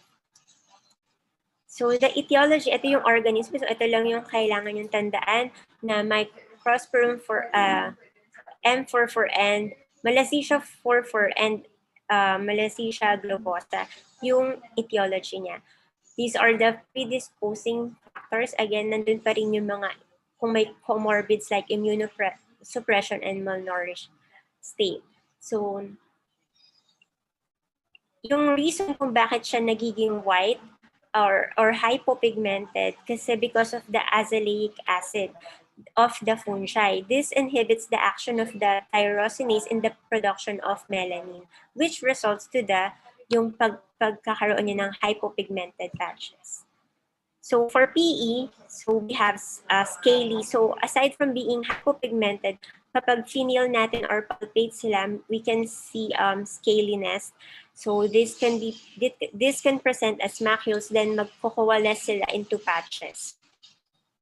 Sometimes kapag medyo nasa maputing side ka or Fitzpatrick na skin type na lighter, sometimes white to pinkish or red-brown yung appearance niya. So on Wood's lamp, we can see yellow-orange fluorescence compared with yung mga Tinea corporis. What we can see is yung depende sa organism, greenish to yellowish fluorescence. So again, we can use KOH examination, but what we can see are the spaghetti meatballs. So like this. So ito yung mga spaghetti, and then these are yung mga balls, meatballs. So the treatment is selenium sulfide topical, yung mga shampoo, pwede din ketoconazole shampoo. But with the extensive disease, we can give ketoconazole or ito hindi na binibigay, itong systemic na ketoconazole. But we can give fluconazole and itraconazole are the preferred agents. So last topic is the acne vulgaris. So it is very common and may be seen also at birth. Aside from, di ba, yung peak niya is middle to late age period, teenage period. At birth, it can be called as neonatal acne. Then over the time, after that period, it decreases steadily after, especially during third decade. But there are cases of adult acne na nagpa-persist kahit na third decade or fourth decade na. So what is the etiology and pathogenesis of acne vulgaris? Ito yung laging tinatanong, the 4 key elements in acne vulgaris formation. First is memorize this by heart. First is the follicular epidermal hyperproliferation. Next is the excess sebum production. And the next is inflammation. And last is the presence of and activity of Propionibacterium acnes, or recently nag-change yung name niya into Cutibacterium acnes. So ito lang yon yung pathogenesis, yung hyperproliferation ng yung hair follicle dito. Then ito yung microcomedone. This picture on the left is the microcomedone. What we can see is yun, nag-increase na yung sebum secretion and merong cohesive corneocytes and hyperkeratotic yung infundibulum. Ito yung infundibulum. So this leads to the formation of microcomedone.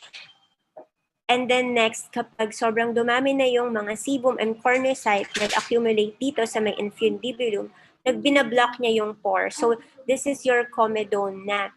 So what we usually call this is the blackheads or whiteheads. Blackheads kapag na-expose na siya, na-oxidize na. But whiteheads kapag hindi pa natin siya nakita or parang minsan mafe-feel mo lang siya. But on magnification, mas ma-appreciate mo yung comedone. Next is the stage na inflammatory papule and pustule. So dito, meron ng proliferation ng bacteria. Yeah. Then, yung dito sa last picture is the nodule. Nag-rupture na yung follicular wall and nag-spread na yung infection and inflammation here. So kaya siya namamaga, nag-form na siya as nodule. So in the history, so we have to ask the patient kung kailan nag-start yung acne niya, if around puberty ba, and then if neonates, it can also be seen in neonates or infants. But in neonates or infants, usually it can spontaneously resolve. So we can also ask the patient if meron siyang history ng hyperandrogenism. So kapag yung female patient na nag-consult sa'yo tapos sobrang severe nung acne niya, we can investigate if meron siyang hyperandrogenism. Other symptoms associated with this are yung hirsutism or yung sobrang kapal ng hair sa areas na usually sa babae hindi dapat. And usually amenorrhea, yun yung important sa history. And some medications also cause acne, like yung kapag yung patient ay meron siyang mental health problem or nagsa-psych med siya, yung like the lithium, it can predispose the patient to have acne vulgaris. So the primary site is the face kasi dito yung madaming pinakamataas na sebum production in compared to other parts of the body. Then if meron siya sa trunk, usually sa midline. So there are several types. Again, yung kanina, yung open and closed comedones. And for the inflammatory, yun na yung papules, pustules, and nodules. So eto na yung mga open comedones. Sila yung blackheads. Yung closed comedones naman, sila yung whiteheads. Hindi sila usually clinically visible. Next are inflammatory papules. This can be acute or chronic. So yun, spread na yung inflammation in the follicle and pwedeng mag-rupture leading to a inflammatory nodule. So ito na yun, yung inflammatory nodule na minsan there is foreign body granuloma formation. So lab test, usually hindi na tayo nagre-request ng lab test for the diagnosis of acne. But kung gusto nating investigate yung mga associated or underlying disease na meron yung patient like the hyperandrogenism, pwede natin siyang ipa-work up. No, so again, these are the mechanism of action for the treatment of the patient. We just have to go back to ano yung pathogenesis ng acne. So the first line of treatment for your acne vulgaris, depending on the severity of your acne. We have mild, moderate, and severe. So for all of these, mapapansin nyo, merong retinoids, either topical or oral kapag dito na sa severe type. So hindi lang one meds yung binibigay, usually dinadagdagan in combination to address yung apat na pathogenesis kanina. So here are some local therapy. We advise the patient even from the cleansing products. Specify natin yun, and these are some of the products. So for the systemic, antibiotics are sometimes given sa severe type. Usually doxycycline is what we prescribe. Then we also have dimecycline. Then if the patient has problems sa hormones like yung hyperandrogenism, the goal is to counteract the effect of the androgen na increase ng activity ng sebaceous gland. So these are the following: oral contraceptives, glucocorticoids, anti-androgens. So the isotretinoin sometimes is given in yung severe type. So important to note on this medication is this is very teratogenic. So usually it can persist after 1 month by no stopping. So the recommended dosage is 0.5 to 1 mkg. Other treatment modalities are acne surgery. Ito yung parang manually mo tatanggalin yung comedones, physical na tanggal. Then there are intralesional glucocorticosteroids kapag sobrang maga, for inflammatory nodules na gusto mong parang paliitin. And then sometimes phototherapy is offered and lasers also. So this is the summary of the review today for superficial fungal infections and acne. So again, depending yung name depende dun sa sa, sa area. So tinea corporis body, facialis face. So ang difference niya with Candida intertrigo is sa intertrigo, intertriginous area siya, and the buzzword is the satellite lesions. And the difference sa pityriasis versicolor, whitish to pinkish macule siya or hypopigmented. And on the KOH, we see spaghetti and meatballs. So again, trichophyton, yung meron siyang pwedeng maka-affect sa skin, hair, and nails, unlike other genera. And for pityriasis versicolor or an, ito yung etiologic agent, Malassezia furfur. For Candida, Candida albicans. For acne, ito yung kailangan tandaan, yung 4 pathogenesis of acne: follicular hyperproliferation, excess sebum production, inflammation, and the bacteria, Propionibacterium acnes or Cutibacterium. For non-inflammatory types of lesion, ito sila, open and closed comedones. And for inflammatory, you have the papules, pustules, and nodules. That is all. Thank you for listening. Do you have questions?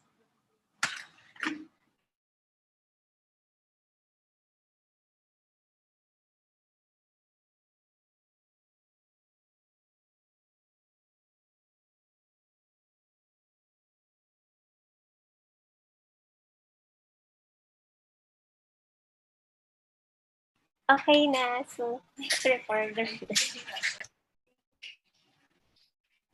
Do you have any questions for Dr. David?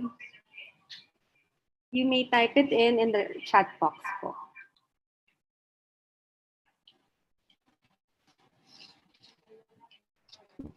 Thank you, Dr. David, for that concise and high-yield lecture. Our fourth lecture for this afternoon is about eczema and psoriasis, a high-yield lecture for internal medicine part of the PLE. Our lecturer is one of our second-year residents, Dr. Karel Luis LC. A gentle reminder for everybody, kindly mute your microphones to minimize interference. Thank you. Good afternoon, doctors. So I will be discussing about eczema and atopic dermatitis. So eczema comes from the word Greek term to boil over, which usually refers to severely inflamed dermatitis. So usual signs and symptoms would be an acute process such as itching, stinging, burning of the skin with drainage of some lesions. So usually eczema would present with an itchy, scaly rash. So it's the acute, subacute, but usually chronic pruritic inflammation of the epidermis and the dermis. So it is usually occurs in patients with a family history of asthma, hay fever, atopy, allergic rhinitis, or atopic dermatitis. Atopic dermatitis is a chronic relapsing skin disease occurring more frequently during infancy and childhood associated with intense pruritus. It presents with frequently elevated IgE levels, and patients are usually have a family history of atopic dermatitis, allergic rhinitis, or bronchial asthma. 35% of patients with atopic dermatitis would later on develop asthma. So its usual distribution would be the facial and the extensor surfaces in infants and young children, and usually on older adults, it would present as flexural lichenification. So in infants, it's important to note that it's usually found on the cheeks and the extensor surfaces. So based on the Hannifin and Rajka criteria, there are four major features, which is the pruritus, rash on the face and the extensors in infants and young children, lichenification in factual areas in older children, tendency towards chronically relapsing dermatitis, and a personal or family history of atopic disease such as asthma, allergy, and atopic dermatitis. So three of the criteria are necessary to make the diagnosis of atopic dermatitis. So other minor features um, are these conditions such as dryness, Danny Morgan folds, allergic shiners, facial pallor, pityriasis alba, keratosis pilaris, ichthyosis vulgaris, hyperlinearity of the palms and soles, white dermatographism, conjunctivitis, keratoconus, anterior subcapsular cataracts, elevated serum IgE, and immediate skin test reactivity. So of note, this is the distribution pattern of atopic dermatitis. So they tend to be bilateral and on the skin folds and the flexor surfaces in adults. So another type of eczema is dyshydrotic eczema. So it usually presents with vesicles or sagot-like or tapioca-like papules on on the lateral sides of the fingers and of the palms and the soles. So patients, it is intensely pruritic and may be associated with scaling, fissuring, and lichenification. Seborrheic dermatitis is a chronic pruritic recurrent dermatitis that is characterized by redness and scaling. It usually presents with greasy, thick, yellowish, greasy, thick scales on the foreheads, the glabella, or in the seborrheic areas of the body. So its predilection are the scalp, the eyebrows, the nasolabial folds, the retroauricular areas, the sternum, the shoulder blades, and the V areas of the chest and the back. So malassezia for fur plays a important role in its pathogenesis. Irritant contact dermatitis usually is due to an irritant chemical causing irritation to the skin. So the hands are the most frequently affected areas, and severe cases may lead to necrosis. So this reaction depends on the concentration of the offending agent, the penetrability and thickness of the stratum corneum. In contrast to that of allergic contact dermatitis, in which it presents as an eczematous pruritic dermatitis, usually caused by re-exposure to a previously sensitized substance. So it's a in contrast to that of irritant contact dermatitis, ACD is a delayed type cell-mediated hypersensitivity reaction.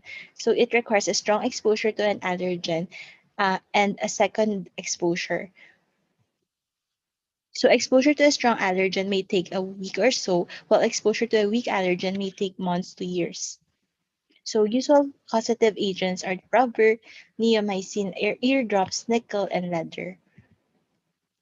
Nummular dermatitis usually presents as a coin-shaped plaque on the lower legs or in the upper extremities. So it usually presents as a chronic inflammatory pruritic dermatitis with coin-shaped plaques on an erythematous base. So these are the sites of predilection, the lower legs and the upper extremities, often seen in atopic individuals. So as you can see here, the patient presented with coin-shaped plaques and an erythematous base. So another common eczema is steatotic eczema or eczema craquelé. So this usually results from excessive bathing with harsh soaps common among the elderly population. So it presents with dry, cracked, superficially fissured skin with side scaling associated with pruritus. So the sites of predilection are the legs, the arms, the hands, but more severe on the shins and the extensor arms. Stasis dermatitis usually occurs in the setting of chronic venous insufficiency or varicosities. So it usually starts on the medial malleolus, which then progresses in medial malleolus, which usually presents with papules, scaling, crusting, and erosions. Edema and infection may complicate the varicosities. Lichen simplex chronicus is characterized by well-circumscribed plaques with lichenification. So it is due to repetitive scratching and rubbing of the lesions. So it occurs more often on the elderly population, and it usually occurs in the legs, back, sides of the neck, wrists, and ankles. So lesions are often thickened due to repetitive scratching, and so these are examples of lichen simplex chronicus. So, what is the approach to treatment of eczema? So, first you have to educate the patient, use of emollients and moisturizers, and antihistamines. So, low to mid potency corticosteroid creams are usually prescribed, while in more thick lesions, such as lichen simplex chronicus, high potency steroid medications are recommended. So first, we have to tell the patient to identify and eliminate the exacerbating factors and to keep the skin hydrated. So we must first treat the pruritus and to prevent the flares, treat exacerbations, and treat secondary skin infections. So patients are usually advised to avoid extremes in temperatures, avoid contacts with coarse wool or synthetic fibers in clothing, strong soaps and detergents. It's important to educate the patient to keep the skin hydrated. So hydrate with warm soaking bath for at least 10 minutes, followed by application of moisturizers and emollients. So pre-cleansers are advised to cleanse and reduce irritation of the skin and to reduce the dryness. Emollients act by softening and soothing rough, dry skin and increases the absorbability of the topical medications. So to control the pruritus of the patient, antihistamines are usually prescribed. So in combination with low to high potency topical corticosteroids and immunomodulatory agents such as topical tacrolimus and pimecrolimus are used on the face, eyelids, and the skin folds. So these are the first generation antihistamines prescribed. The second and third generations are usually prescribed more often because of their non-sedating effects.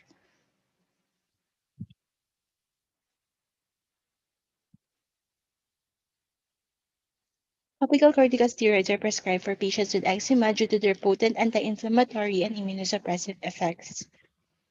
So, topical corticosteroids are usually categorized into class 1 to class 6 and class 7 because of based on their potency.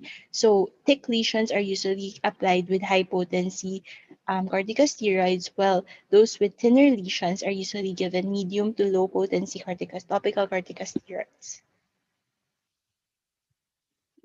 So we must always check for the lesions if there are any signs of secondary skin infections.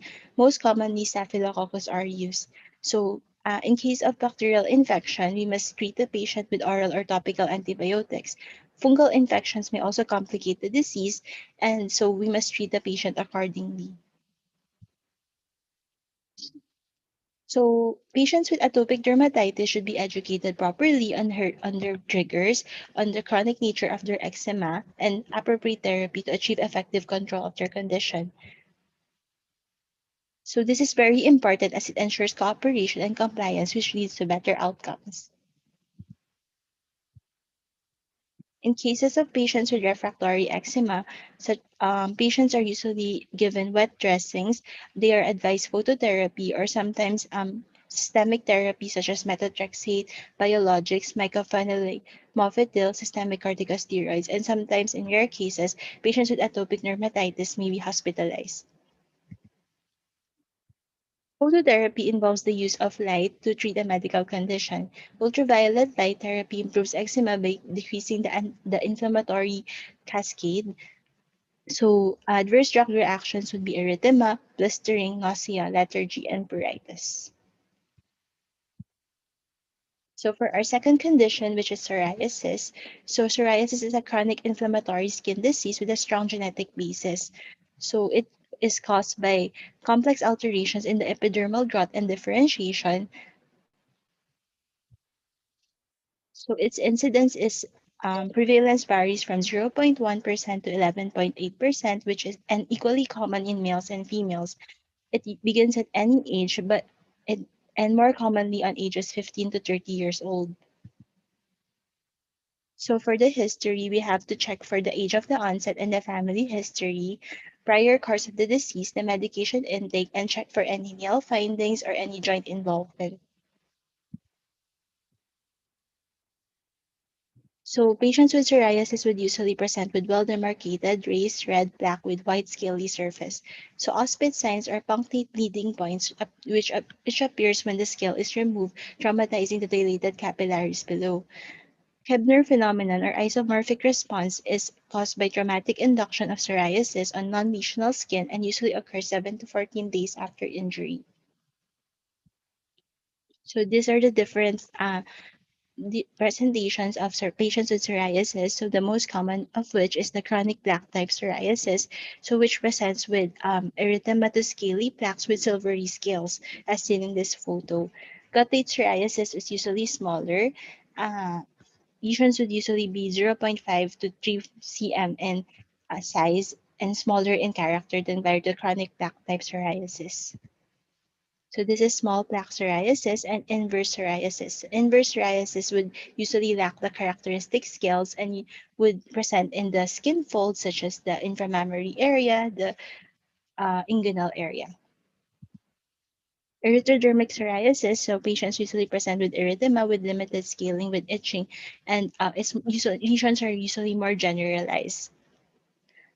Pustular psoriasis would present with sterile pustules with erythema of the skin. So it's important to check for the nails of patients with psoriasis. So patients with psoriasis usually may present with nail pitting, leukonychia, crumbling nail, red spots in the lunula, onychodystrophy, oil spots and salmon patches, splinter hemorrhages, subungual hyperkeratosis, and anonychia. In rare cases, patients may also present with geographic tongue, and we must also check for joint involvement and ask the patient if they have any joint pains, which may be indicative of psoriatic arthritis. So laboratory tests are important as a workup for patients with psoriasis. So first, we have to document the psoriasis with histopath or skin punch biopsy. So laboratory abnormalities in psoriasis are usually non-specific and may not be found in all patients, and patients may manifest with altered lipid profiles. Serum uric acid level is usually elevated in up to 50% of patients. Complications of psoriasis include increased morbidity and mortality from cardiovascular events and psychosocial difficulties. So here are the treatment plans for the patients with psoriasis. So the most common of which is topical corticosteroids, depending on the thickness of the lesions, vitamin D analogs, tazarotene, calcineurin inhibitors, and other systemic treatments which may be given to the patient are cyclosporin A, methotrexate, acitretin, fumaric acid esters, hydroxyurea, 6-thioguanine, mycophenolate mofetil, and sulfasalazine. Patients may also be started on biologic treatments such as ustekinumab, etanercept, and also phototherapy is another viable option. So ustekinumab acts by targeting the IL-12 and IL-23, blocking Th1 and Th17 differentiation and proliferation. So this decreases the pro-inflammatory cascade, so decreasing the lesions in psoriasis. So patients are usually given the injection subcutaneously, and dosing is based on this protocol. Infliximab is a chimeric monoclonal antibody that has a high specificity and affinity towards the TNF alpha. So it is usually given via IV infusion. Adalimumab is a fully human recombinant monoclonal antibody that specifically targets TNF alpha. So initial dosing is given at 80 milligram, followed by 40 milligram every other week, starting 1 week after the initial dose. Secukinumab is a fully human recombinant monoclonal antibody that specifically targets IL-17A. So patients are usually given 150 to 300 milligram injections at weeks 0, 1, 2, 3, and 4, as loading dose followed by injections every 4 weeks. So for the prognosis, guttate psoriasis offers the best prognosis. It is often self-limited, which only lasts around 12 to 16 weeks without therapy. However, in some cases, it might progress into chronic plaque type psoriasis. Chronic plaque type psoriasis is a lifelong recurrent disease manifesting with unpredictable intervals and flares. Erythroderma and generalized pustular psoriasis presents with the poorest prognosis. So modifying factors include obesity, smoking, infection, and other drug intake of drugs. So for the buzzwords of eczema is, so for atopic dermatitis, we have to remember that it's chronic and relapsing. It usually presents with intense pruritus. On children, it would present with facial. Children, the sites of predilection would be the facial and the extensor surfaces. And in older adults and older children and adults, it would usually present with flexural lichenification. So patients with atopic dermatitis usually present with a family history of atopy. For this hydrotic eczema, so we have to remember that these would present with deep-seated tapioca-like vesicles or sagot-like veins on the lateral fingers, palms, and soles. For seborrheic dermatitis, you have to remember that it usually presents as in the seborrheic areas of the body, so such as the nasal folds, glabella, eyebrows, and cheeks. So it usually presents with yellow greasy scales. And a buzzword would be malassezia for irritant contact dermatitis usually presents on a single exposure, and it usually depends on the concentration of the offending agent. The hands are the most commonly affected sites. For allergic contact dermatitis, since it is a delayed type hypersensitivity, dermatitis would occur upon re-exposure to previously sensitized individuals. So it is a type 4 or delayed type cell-mediated hypersensitivity reaction, usually presenting with itch and pruritus. Nummular dermatitis is a coin-shaped plaque on the lower legs, so its most common site of predilection would be the lower legs and the dorsal aspect of the arms. Steatotic eczema usually occurs in the elderly, presenting with dry, cracked, fissured, and scaly lesions on the shins and the extensor arms. Stasis dermatitis occurs in the setting of chronic venous insufficiency, presenting with hyperpigmentation, edema, ulceration, and is usually commonly found in the medial malleolus. Lichen simplex chronicus presents with thick plaques with lichenification caused by repetitive scratching and trauma. So sites of predilection would be the legs, the back, neck, wrists, and ankles. Psoriasis usually presents with plaques with top with silvery white scales. Auspit sign is the punctate bleeding points upon removal of the scales. Psoriasis usually presents with Koebner phenomenon isomorphic response in which lesions are induced on sites of trauma. So we must also check for the nail to check for pitting, oil spots, and salmon patches, geographic tongue, and we must also check the patient for any joint involvement, for any indication of psoriatic arthritis. Thank you.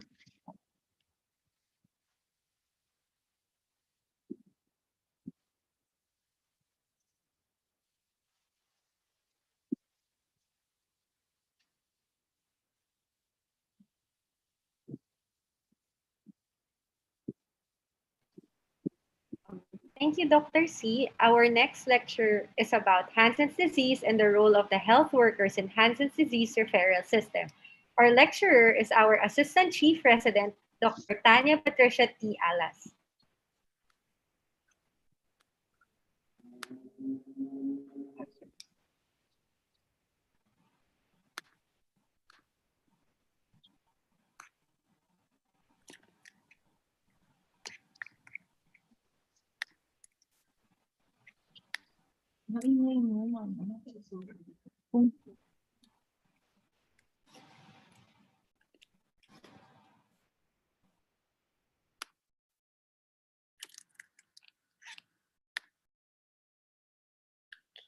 Sorry. Okay. Good afternoon, everyone. Okay, so I will be discussing Hansen's disease since this is not only a review for everyone, but when you pass the boards, you will become full-fledged physicians, and syempre, you will also play a role in spreading awareness in Hansen's disease and helping us eradicate the disease, which is our ultimate goal. So, syempre, I will discuss the disease muna as a review, and then later on, the roles of the healthcare workers in Hansen's disease. Okay. So Hansen's disease, this is a chronic granulomatous disease caused by Mycobacterium leprae. So M. leprae is a gram-positive obligate intracellular acid-fast rod-shaped bacilli. So it primarily involves the skin and nerves. So skin and nerves siya, but it may cause sequelae to a wide range of tissues such as the eyes, upper respiratory tract, lymphoid tissue, testicles, muscles, and bones. So there are two possible portals of entry for M. leprae, the skin and the upper respiratory tract system. And it can survive up to 36 hours in nasal secretions and as much as 9 days in tropical areas. So this is just a brief pathogenesis of Hansen's disease. So as I said, there are two possible portals of exit and entry of the disease. So skin and the nasal mucosa. So through the skin, it can infect the patient through the naked nerve filaments in the epidermis. It can be phagocytosed by the dermal macrophages, or it can go through the blood by the intraneural capillaries. Or sa nasal mucosa naman, it can be inhaled by a susceptible person. Usually, these are people who live with Hansen's disease patients for a prolonged period. So, yung mga kasama sa bahay, ganyan. And then, the bacilli can be taken up by macrophages in the nasal mucosa or the alveolar macrophages and can be disseminated through blood. And eventually, it invades the peripheral nerves, specifically the Schwann cells, or it can colonize the skin. So what are the cardinal signs of Hansen's disease? How do we diagnose this? So it is based mainly on the clinical signs and symptoms, including, so number one, sa skin, hypopigmented or reddish or erythematous skin lesions with definite loss of sensation. Pwede rin namang hindi totally 100% loss of sensation, but pwedeng hyposthesia lang or decrease in sensation. And then number two, there can be enlargement plus tenderness of the peripheral nerves, diba? Sa pathophysiology niya kanina, mainly skin and nerves yung affected. So, this is, I think, the greater auricular nerve, which is enlarged. And then, it is also diagnosed through slit skin smear, which is positive. Doon mo makikita yung acid-fast bacilli, and also skin punch biopsy. So these are the three cardinal signs.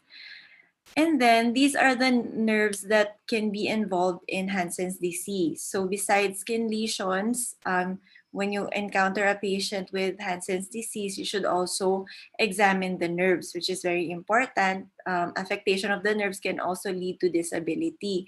So it can affect the facial nerve, greater auricular nerve, ulnar nerve, radial nerve, lateral popliteal nerve, and posterior tibial nerve. So here, as illustrated in this picture. And then Hansen's disease is classified by Ridley and Joplin. So this is the Ridley and Joplin's classification of leprosy. It is a 6-member spectrum ranging from high to low resistance. So from polar tuberculoid, borderline tuberculoid, borderline lepromatous, and polar lepromatous or lepromatous leprosy. So the clinical forms depend on the ability to mount a cell-mediated immune response. So titignan nyo dito, from left to right, from high cell-mediated immunity, nagdi-decrease as you go to the right, dun sa spectrum. So yung polar tuberculoid has the highest cell-mediated immunity, and the lepromatous leprosy has the lowest cell-mediated immunity.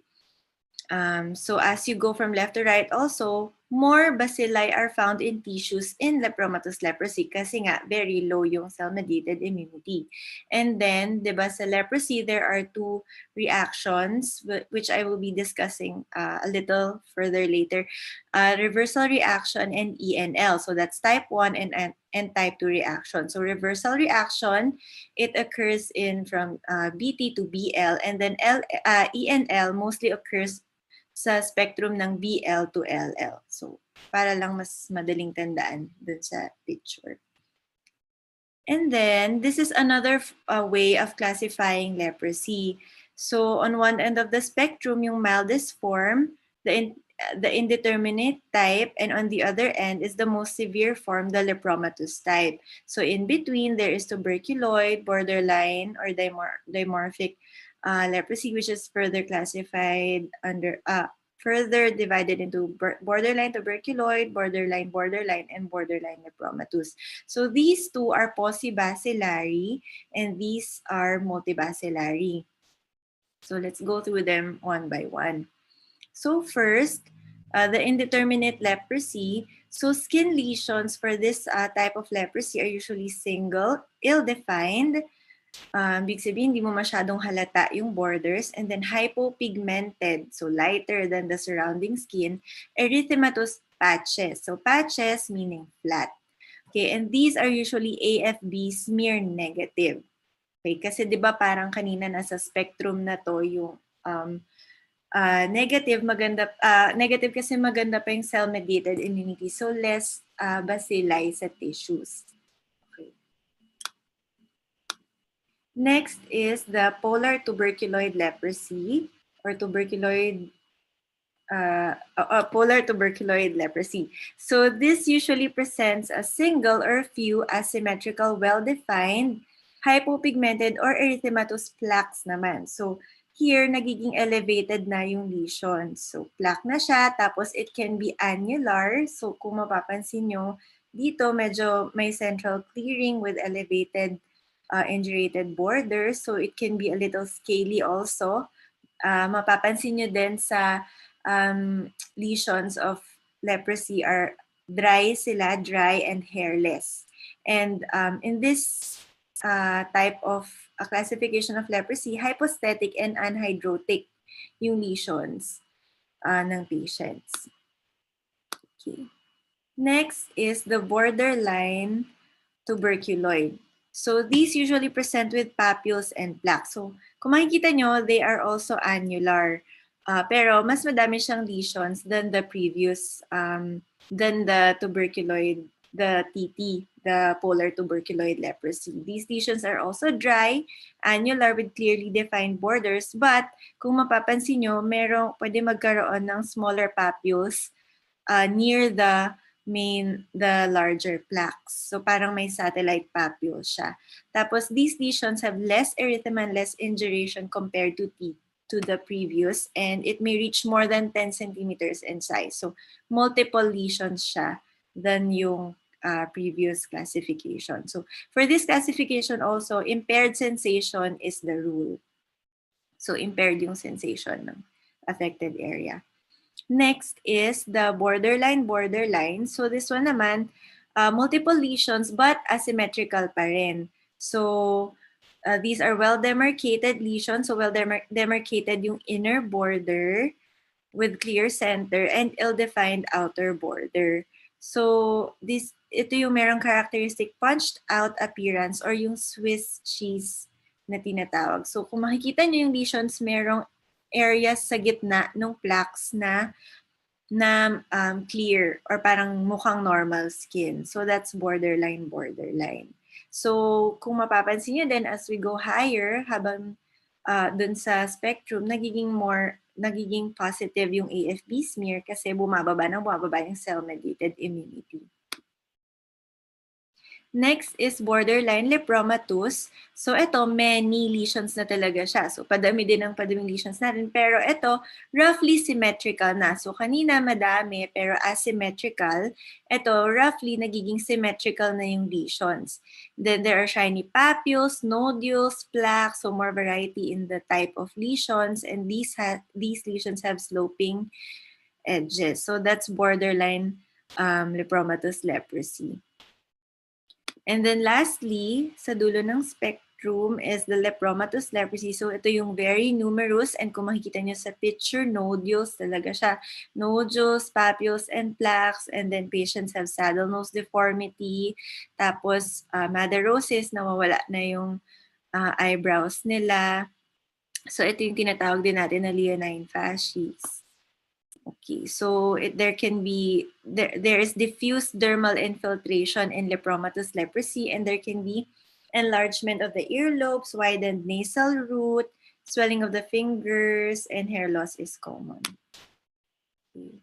So one of the most important problems kasi in leprosy in its clinical course is the appearance of reactions, or these are acute or subacute episodes of inflammation, and it is caused by immune response against the Mycobacterium leprae antigen. So it can occur before treatment, during treatment, or even after treatment. So it is divided into two. So reversal reaction and erythema nodosum leprosum. So that's type 1 and type 2. So this table summarizes yung difference between the two. So type 1 reaction is a type 4 hypersensitivity immune response. So it is caused by specific increase in cell-mediated immunity against Mycobacterium leprae and may rapidly evolve to nerve damage. So kasi 'di ba yung Mycobacterium natin nasa nerves yan, sa Schwann cells, gano'n. So pag tumaas yung cell-mediated immunity natin, nafa-fight ng katawan natin yung mga bacilli, parang nagiging collateral damage yung skin, yung nerves, kaya lumalabas siya as lepra reaction. Okay, so that's type 1. And then type 2 naman is type 3 hypersensitivity response. So erythema nodosum leprosum, type 3 hypersensitivity. It occurs with immune complex deposition with anti-PGL1 and anti-monocyte chemoattractant protein. Anyway, hindi na yun siguro naman itatanong sa inyo. So, okay na siguro yung type 4 hypersensitivity ang type 1, type 2 reaction naman is type 3 hypersensitivity. And then manifestations of reversal reaction, usually yung leprosy lesions, they gradually become swollen and erythematous. So existing lesions become swollen and erythematous, nagkakaroon ng new nerve enlargement, new tenderness, acute neuritis, and it can last for weeks or months. Tapos ENL naman, nagkakaroon ng crops of painful papules and nodules, developing in a few hours and lasting a few days. So, for this one, pwede nagkakaroon yung patients ng systemic symptoms such as fever, general malaise, and pain. Okay. So, yun yung pinaka-difference nila is yung systemic manifestations ng ENL. And ENL also, lesions usually ulcerate, ganon. Okay, lesions usually ulcerate and pangit talaga yung condition ng patients. And then, although both naman pwede, complications also of type 1 can also be skin ulceration, paralysis, anesthesia, pero more ulcerating lesions more on ENL. Tapos there can be neuritis, iritis, orchitis, lymphadenopathy. Yan.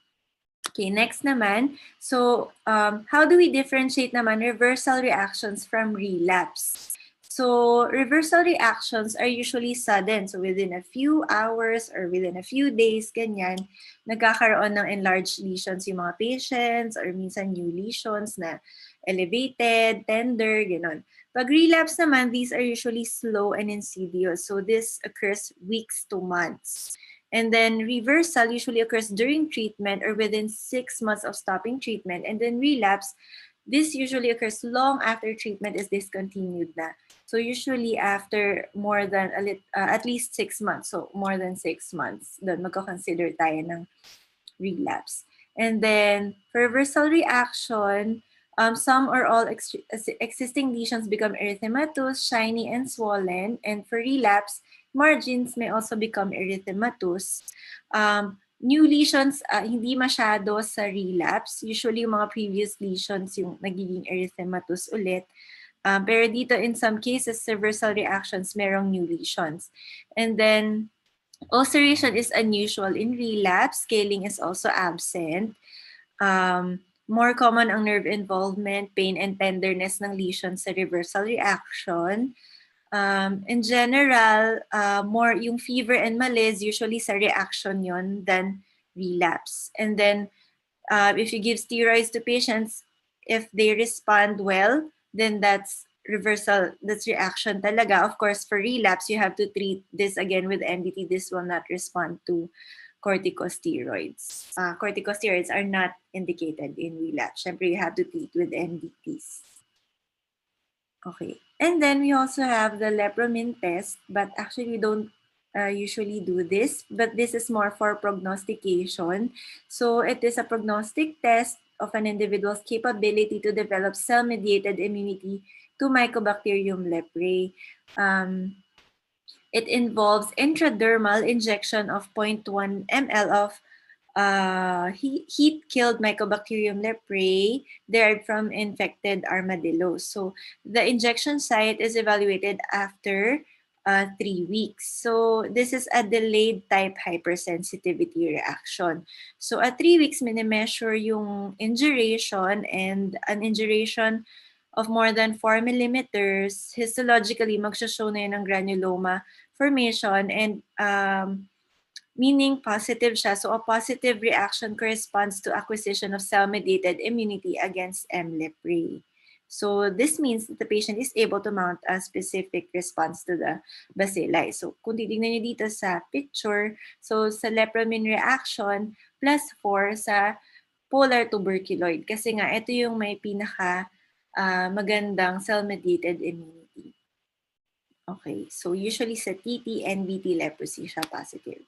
And then for patients na nakikita namin with na Hansen's disease patients, we usually request for this diagnostic tests.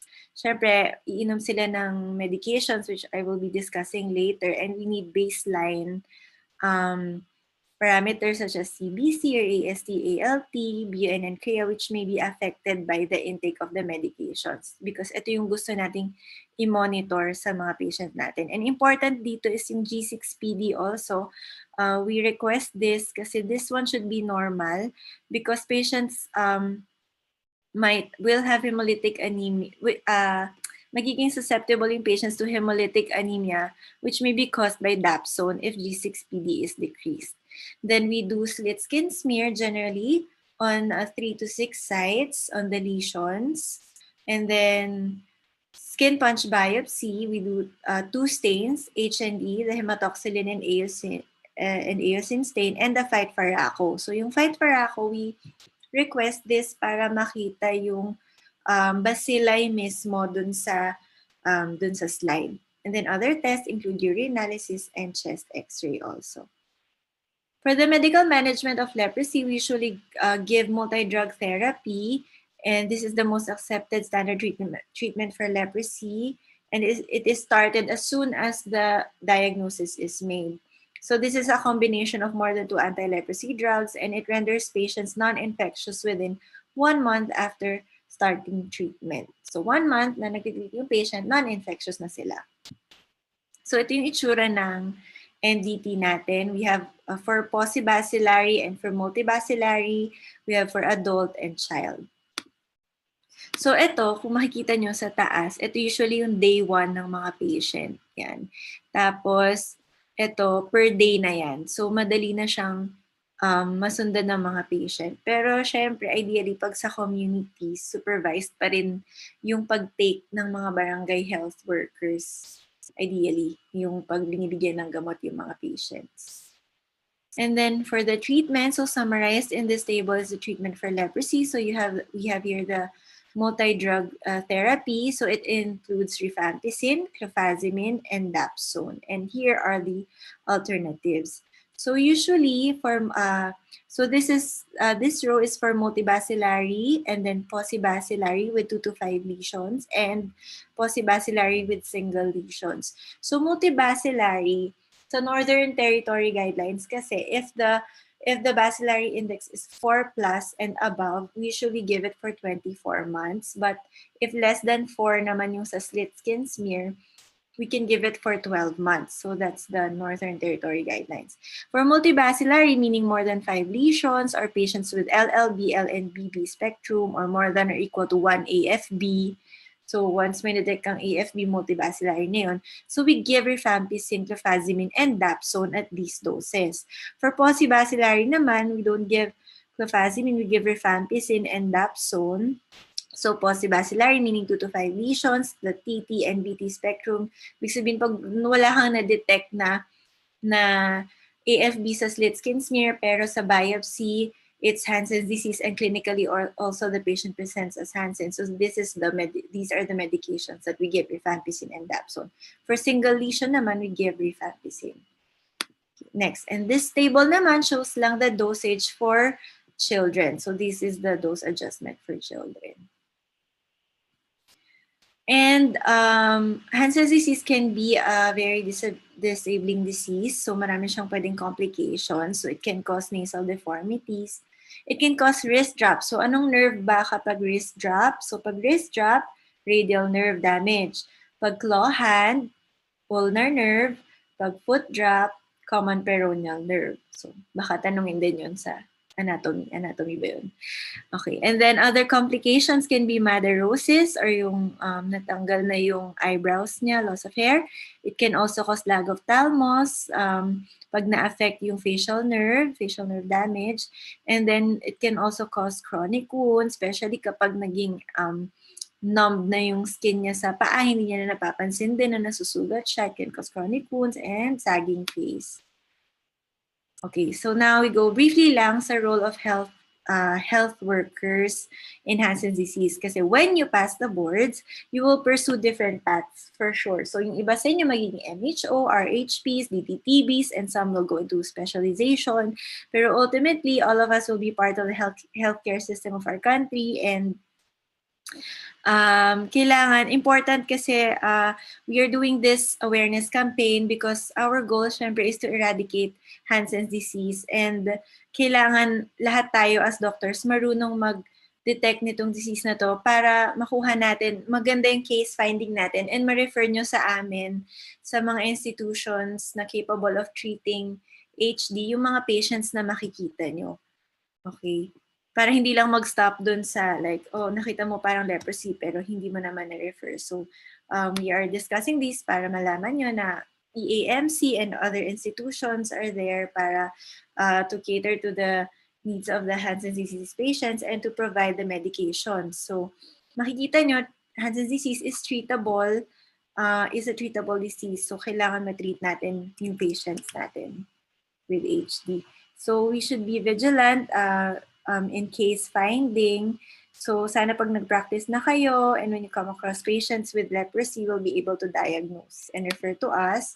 And then awareness also, teach your, kunwari sa community nyo, maging MHO kayo, ganyan, you will be able to teach your nurses and your BHWs, what is Hansen's disease, how do you diagnose, kasi sila yung nasa communities na first in line na nakaka-interact nung patients nyo and yung mga tao sa barangay. So, kailangan marunong din sila. And also, we must know how to educate our patients kasi important that they understand what they are going through, what is Hansen's disease, para so that they will also be able to take part in taking care of themselves because self-care is also important in this disease. So this is just parang yung different levels involved. So barangay health worker up to the DOH central office. So each one may important role na piniplay. So BHW, so these are the people responsible for screening the patient. They refer to, if ever ikaw, maging medical officer ka, maging MHO ka, sila yung magre-refer sa'yo ng mga makikita nilang possible leprosy patients. They will be the one to supervise patients in taking their medications. Sila din yung pwedeng magbigay ng educational campaigns to patients to help then remove the stigma to leprosy.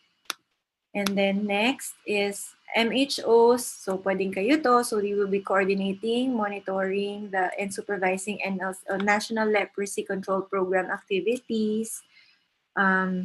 So syempre kayo as doctors, kayo din yung responsible of examining patients, diagnosing them, and treating them. And then you can also be a provincial health officer kung gusto nyo. So you will be in charge in monitoring and supervising, giving technical assistance, capacity building, yung mga different, so kayo yung mag-handle ng mga municipalities. Kayo yung mag-provide ng training, distribute ng funding, gano'n. And then sa national level naman, syempre ito yung administrative level. So this level, ito na yung policies, technical guidelines for effective program implementation. So sila yung nagko-coordinate sa World Health Organization and other international funding agencies and NGOs and other organizations. Okay, so buzzwords for leprosy. So hypopigmented or erythematous skin lesions with loss of sensation, or anesthesia or hyposthesia of lesion. Then enlarged, so that's yung for the skin. Number 2, enlargement plus tenderness of peripheral nerves. Number 3, slit skin smear positive for AFB or skin punch biopsy positive for AFB.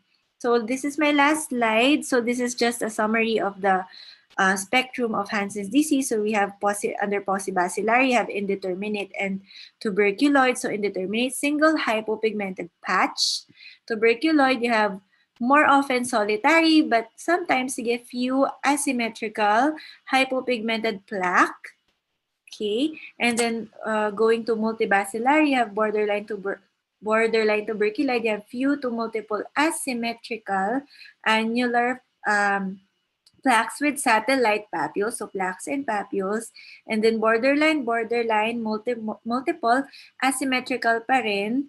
Characteristic punch out or Swiss cheese, ito yung meron ng normal areas of skin sa loob ng plaques.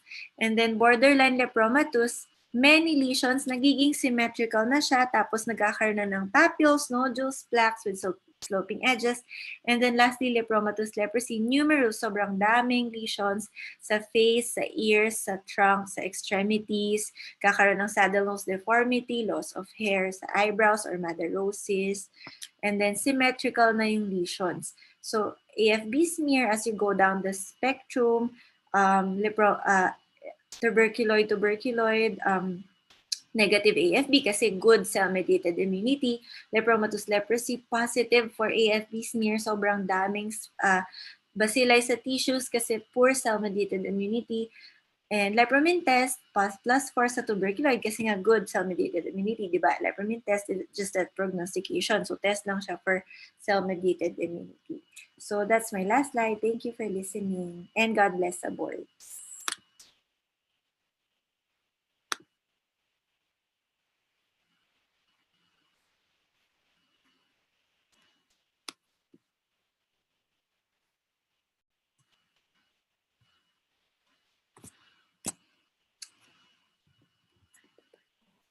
Sorry, right. Okay. Do you have any questions for Doc Tanya?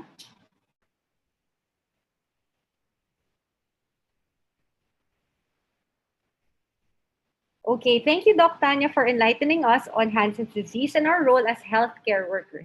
Last but not least, our last lecturer for this afternoon is no other than Dr. Carlo Edwin R. Balisi. He will be discussing connective tissue diseases, dermatologic emergencies, and COVID skin manifestations.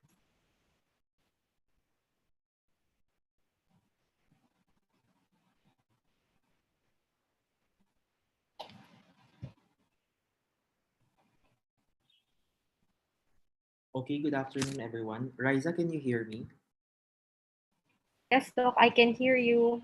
Very much. Okay, we proceed with the last topic of for today, no? So, under connective tissue diseases, we start with lupus erythematosus. So, lupus erythematosus, it's a group of heterogeneous illnesses that have in common the development of immunity to self-nucleic acids and their associated proteins, with skin-only disease at one end of the spectrum and severe visceral involvement at the other end. So it can be classified as acute, subacute, or chronic. And then here are some other subtypes for cutaneous lupus.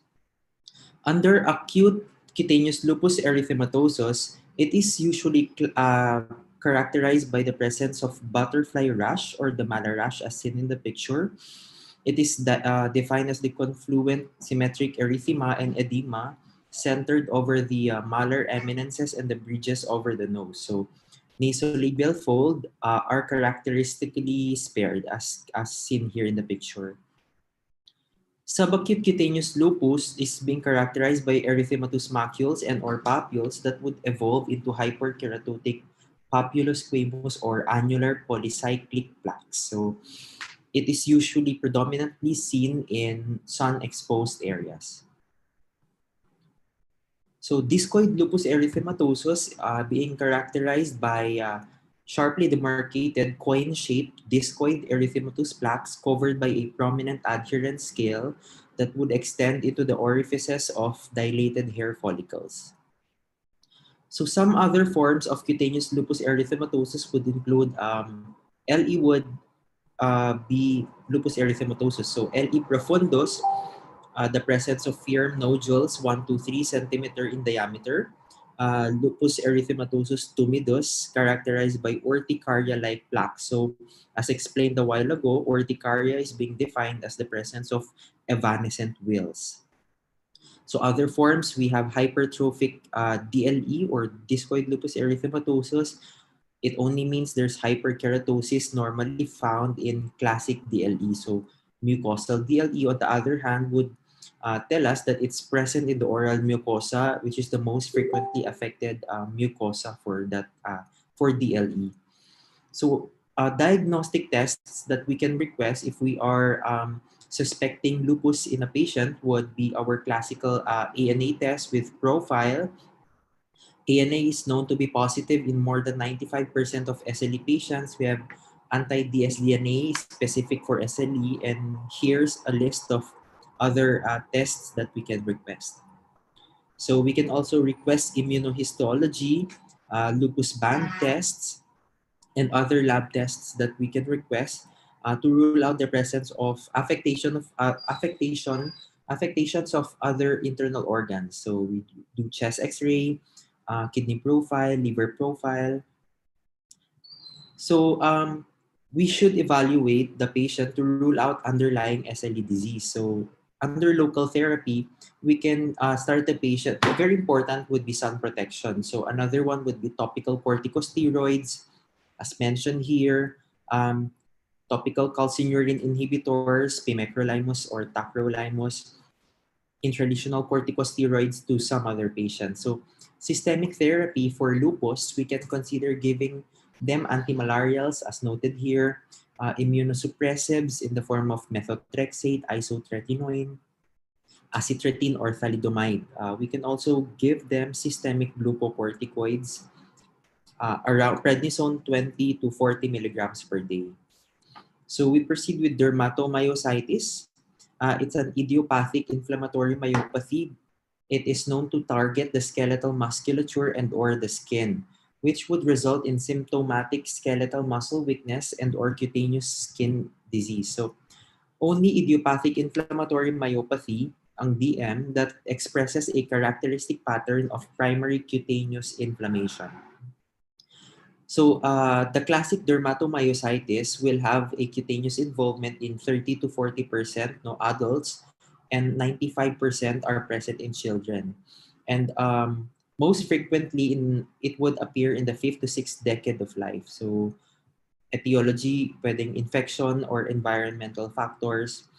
Clinically a myopathic DM, cutaneous only or cutaneous predominant subsets. We have a myopathic DM or hypomyopathic DM. We also have drug-induced dermatomyositis, most is specifically caused by hydroxyurea. I should say we could treat it with hydroxyurea therapy, DM-like cutaneous eruption. A patient may present with painful leg ulcer, cirrhosis, and cutaneous atrophy. So here are the classic manifestations in a patient with dermatomyositis. We have the Gottron signs. It's a pink or reddish purplish atrophy or scaling eruption, most commonly occurring at the knuckles, even the knees or the elbows. We have the Gottron's papules here on the right. Here are flat top polygonal violaceous papules over the knuckles. So highly characteristic also for DM would be the heliotrope rash. It's the periorbital violaceous erythema seen in the picture on the left. And on a closer loop on the right, we have the periungual telangiectasia with dystrophic cuticles. So the primary skin change of dermatomyositis myositis is highly characteristic. It is often pruritic, symmetric, confluent, macular violaceous erythema, variably affecting the skin overlying that of the extensor aspects of the fingers, the hands, and the forearms. Muscle disease for DM, It is usually manifested by symmetric weakness of the proximal muscles, that is, of the upper and the lower extremities, specifically the shoulder girdle or the pelvic region. So the diagnostic criteria in diagnosing dermatomyositis, we have the presence of skin lesions, as noted a while ago. We have the heliotrope rash and the Gottron's papules or sign. We have proximal muscle weakness, elevated serum creatinine kinase or aldolase level, muscle pain on grasping or spontaneous pain. We also have myogenic changes when we request for EMG. So treatment, very important for dermatomyositis, is we get to arrest inflammation in the skin as well as in the muscle and to obtain clinical remission of the attack or flare. So local treatment will usually involve first, avoid excessive sun exposure. We use broad spectrum sunscreens, topical glucocorticoids, moisturizers, as well as antipruritic medications. So under systemic therapy, we could consider giving non-sedating antihistamines, antimalarials, systemic glucocorticoids, and immunosuppressive medications as noted here. So prognosis under classic dermatomyositis, um, pulmonary and cardiac complications are the most frequent cause of death in these patients. No, cancer-associated myositis will have the worst prognosis. So cutaneous ulceration in the form of vesiculobulous changes or systemic vasculopathy or calcinosis may also occur. So scleroderma, I'm not sure if you have been able to see one case already. Scleroderma, it's a rare multi-system disease based on autoimmunological processes, vascular endothelial injury, and an extensive activation of fibroblasts, extent of the skin and organ involvement, as well as disease progression and prognosis varies in each individual. The skin, esophagus, the lungs, heart, and kidneys are the most frequently affected organs. So I'll let you see some pictures later. There's usually a positive history, family history of scleroderma in the strongest risk factor. Blacks will have the earliest age of onset. And here are just some haplotypes that can be associated with scleroderma. So here, as you can see in the picture, there would be the presence of non-pitting edema of the fingers, puffy fingers, hands, and extremities. There's sclerodactyly, or the induration and thickening of the fingers face. There could be telangiectasias or big shaped nose, microstomia, or like parang small yung lips. We could also take note of the presence of salt and pepper skin noted in the picture on the left lower. So vasculopathy, approximately 50% of patients with systemic sclerosis or scleroderma are affected by digital ulceration associated with vasculopathy at some point in their disease process. So tender and painful pitting scars are very frequent and on occasion would progress into ulcers, as in the picture. So systemic symptoms for scleroderma can be divided according to the system affectation, cardiopulmonary, gastrointestinal, which is the most common internal organ involved, nephrologic, there could be systemic renal crisis or even end organ damage in these patients. So other systems that could be affected in systemic sclerosis, we have musculoskeletal, neurologic, reproductive, constitutional manifestations, and even ENT manifestations. So for our treatment, a key element in the management of skin manifestations for scleroderma would be physical therapy and regular exercise to maintain circulation, joint mobility, and muscle strength to improve the quality of life. So skin hardening may also be improved, may also improve lymphatic drainage. Topical treatment with steroids, calcineurin inhibitors, and moisturizing creams are being considered. So for scleroderma, the course and prognosis would usually depend on the involvement of internal organs, significant mortality rate of less than 70%, which is the overall 10-year survival rate for these patients. So yung mga may worst prognosis, no, yung mga male sex, African American race, older age at onset, amongst others. So, one of the medical emergencies in dermatology, we have Steven Johnson syndrome as well as toxic epidermal necrolysis. So, SJS, or it's a rare and life-threatening reaction, mainly drug-induced. So, it is being characterized by the presence of widespread apoptosis of keratinocytes provoked by the activation of a cell-mediated cytotoxic reaction and amplified by cytokines, mainly granulosin. So, we are being manifested by confluent purpuric and erythematous macules evolving eventually into flaccid blisters and epidermal detachment, predominating on the trunk and the upper limbs and associated with mucous membrane involvement. So, usually it's characterized by full thickness necrosis of epidermis with mild mononuclear cell infiltrate.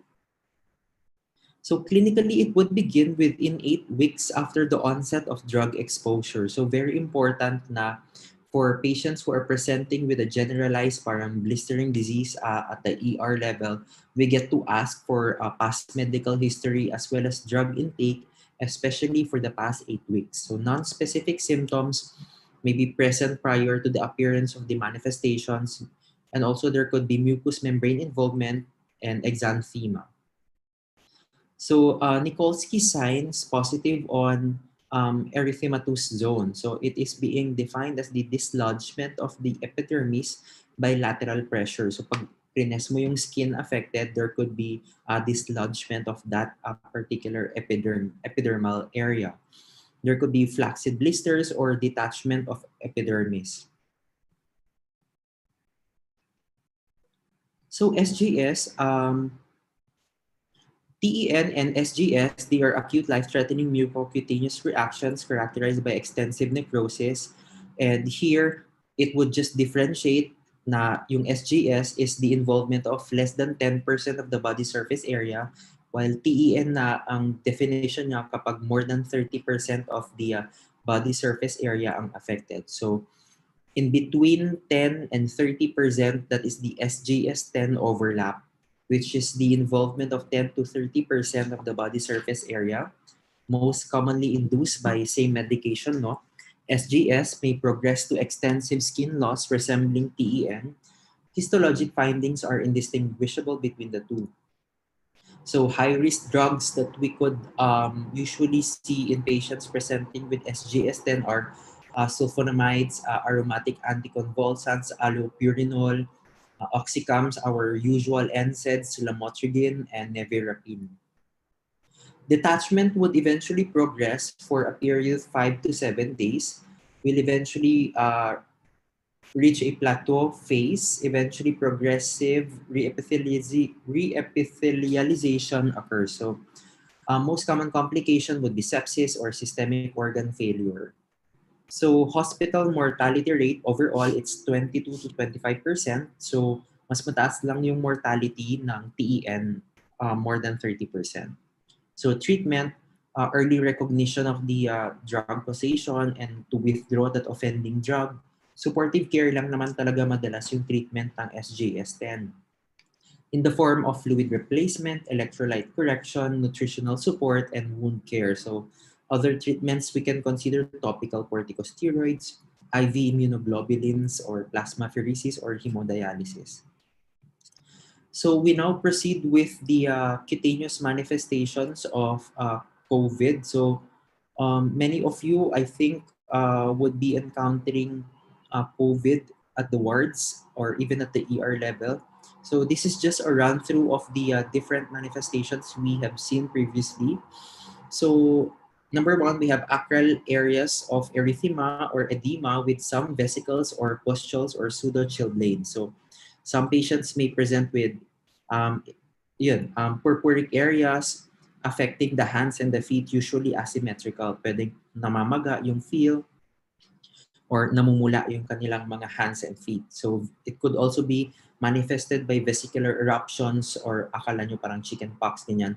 presented commonly on the trunk and consists of small monomorphic vesicles. It would also affect the limbs. They have hemorrhagic content and become large or even diffuse. Some may manifest with urticarial lesions, parang allergy lang, mostly distributed on the trunk and or dispersed throughout the body. So another one, maculopapular rash. Some may present with perifollicular distribution and varying degrees of scaling. Purpura was also sometimes present either punctiform or on large areas. So the last one we have livido or necrosis. Some patients have noted the presence of parang mga necrotic skin lesions suggesting occlusive vascular disease, including areas of truncal or acral erythema. So many of these manifestations are just parang, it could appear to some patients but not to others, but they are good to know, especially COVID, it's a viral disease. So in a way, skin manifestations are in a way expected to these patients. So that would be all. Thank you. Thank you very much, Rai. Thank you for all our lecturers today. Thank you, Doc Carlo, for that very informative lecture. Thank you for attending today's Dermatology Review and Hansen's Disease Awareness Conference. We hope you learned a lot today. Can we take one photo before you guys leave? Let's open our cameras.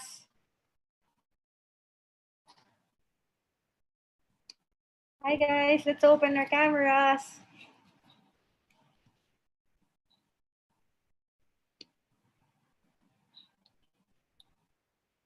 Okay. Okay, ready? It's a loading. Ready? 1, 2, 3. Another set. 1, 2, 3. One more. 1, 2, 3.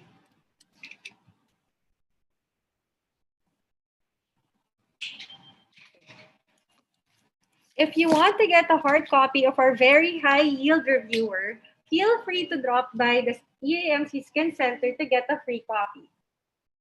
Good luck on the next 2 weeks. If you decide to take up dermatology, we hope you will consider applying in East Ave Medical Center.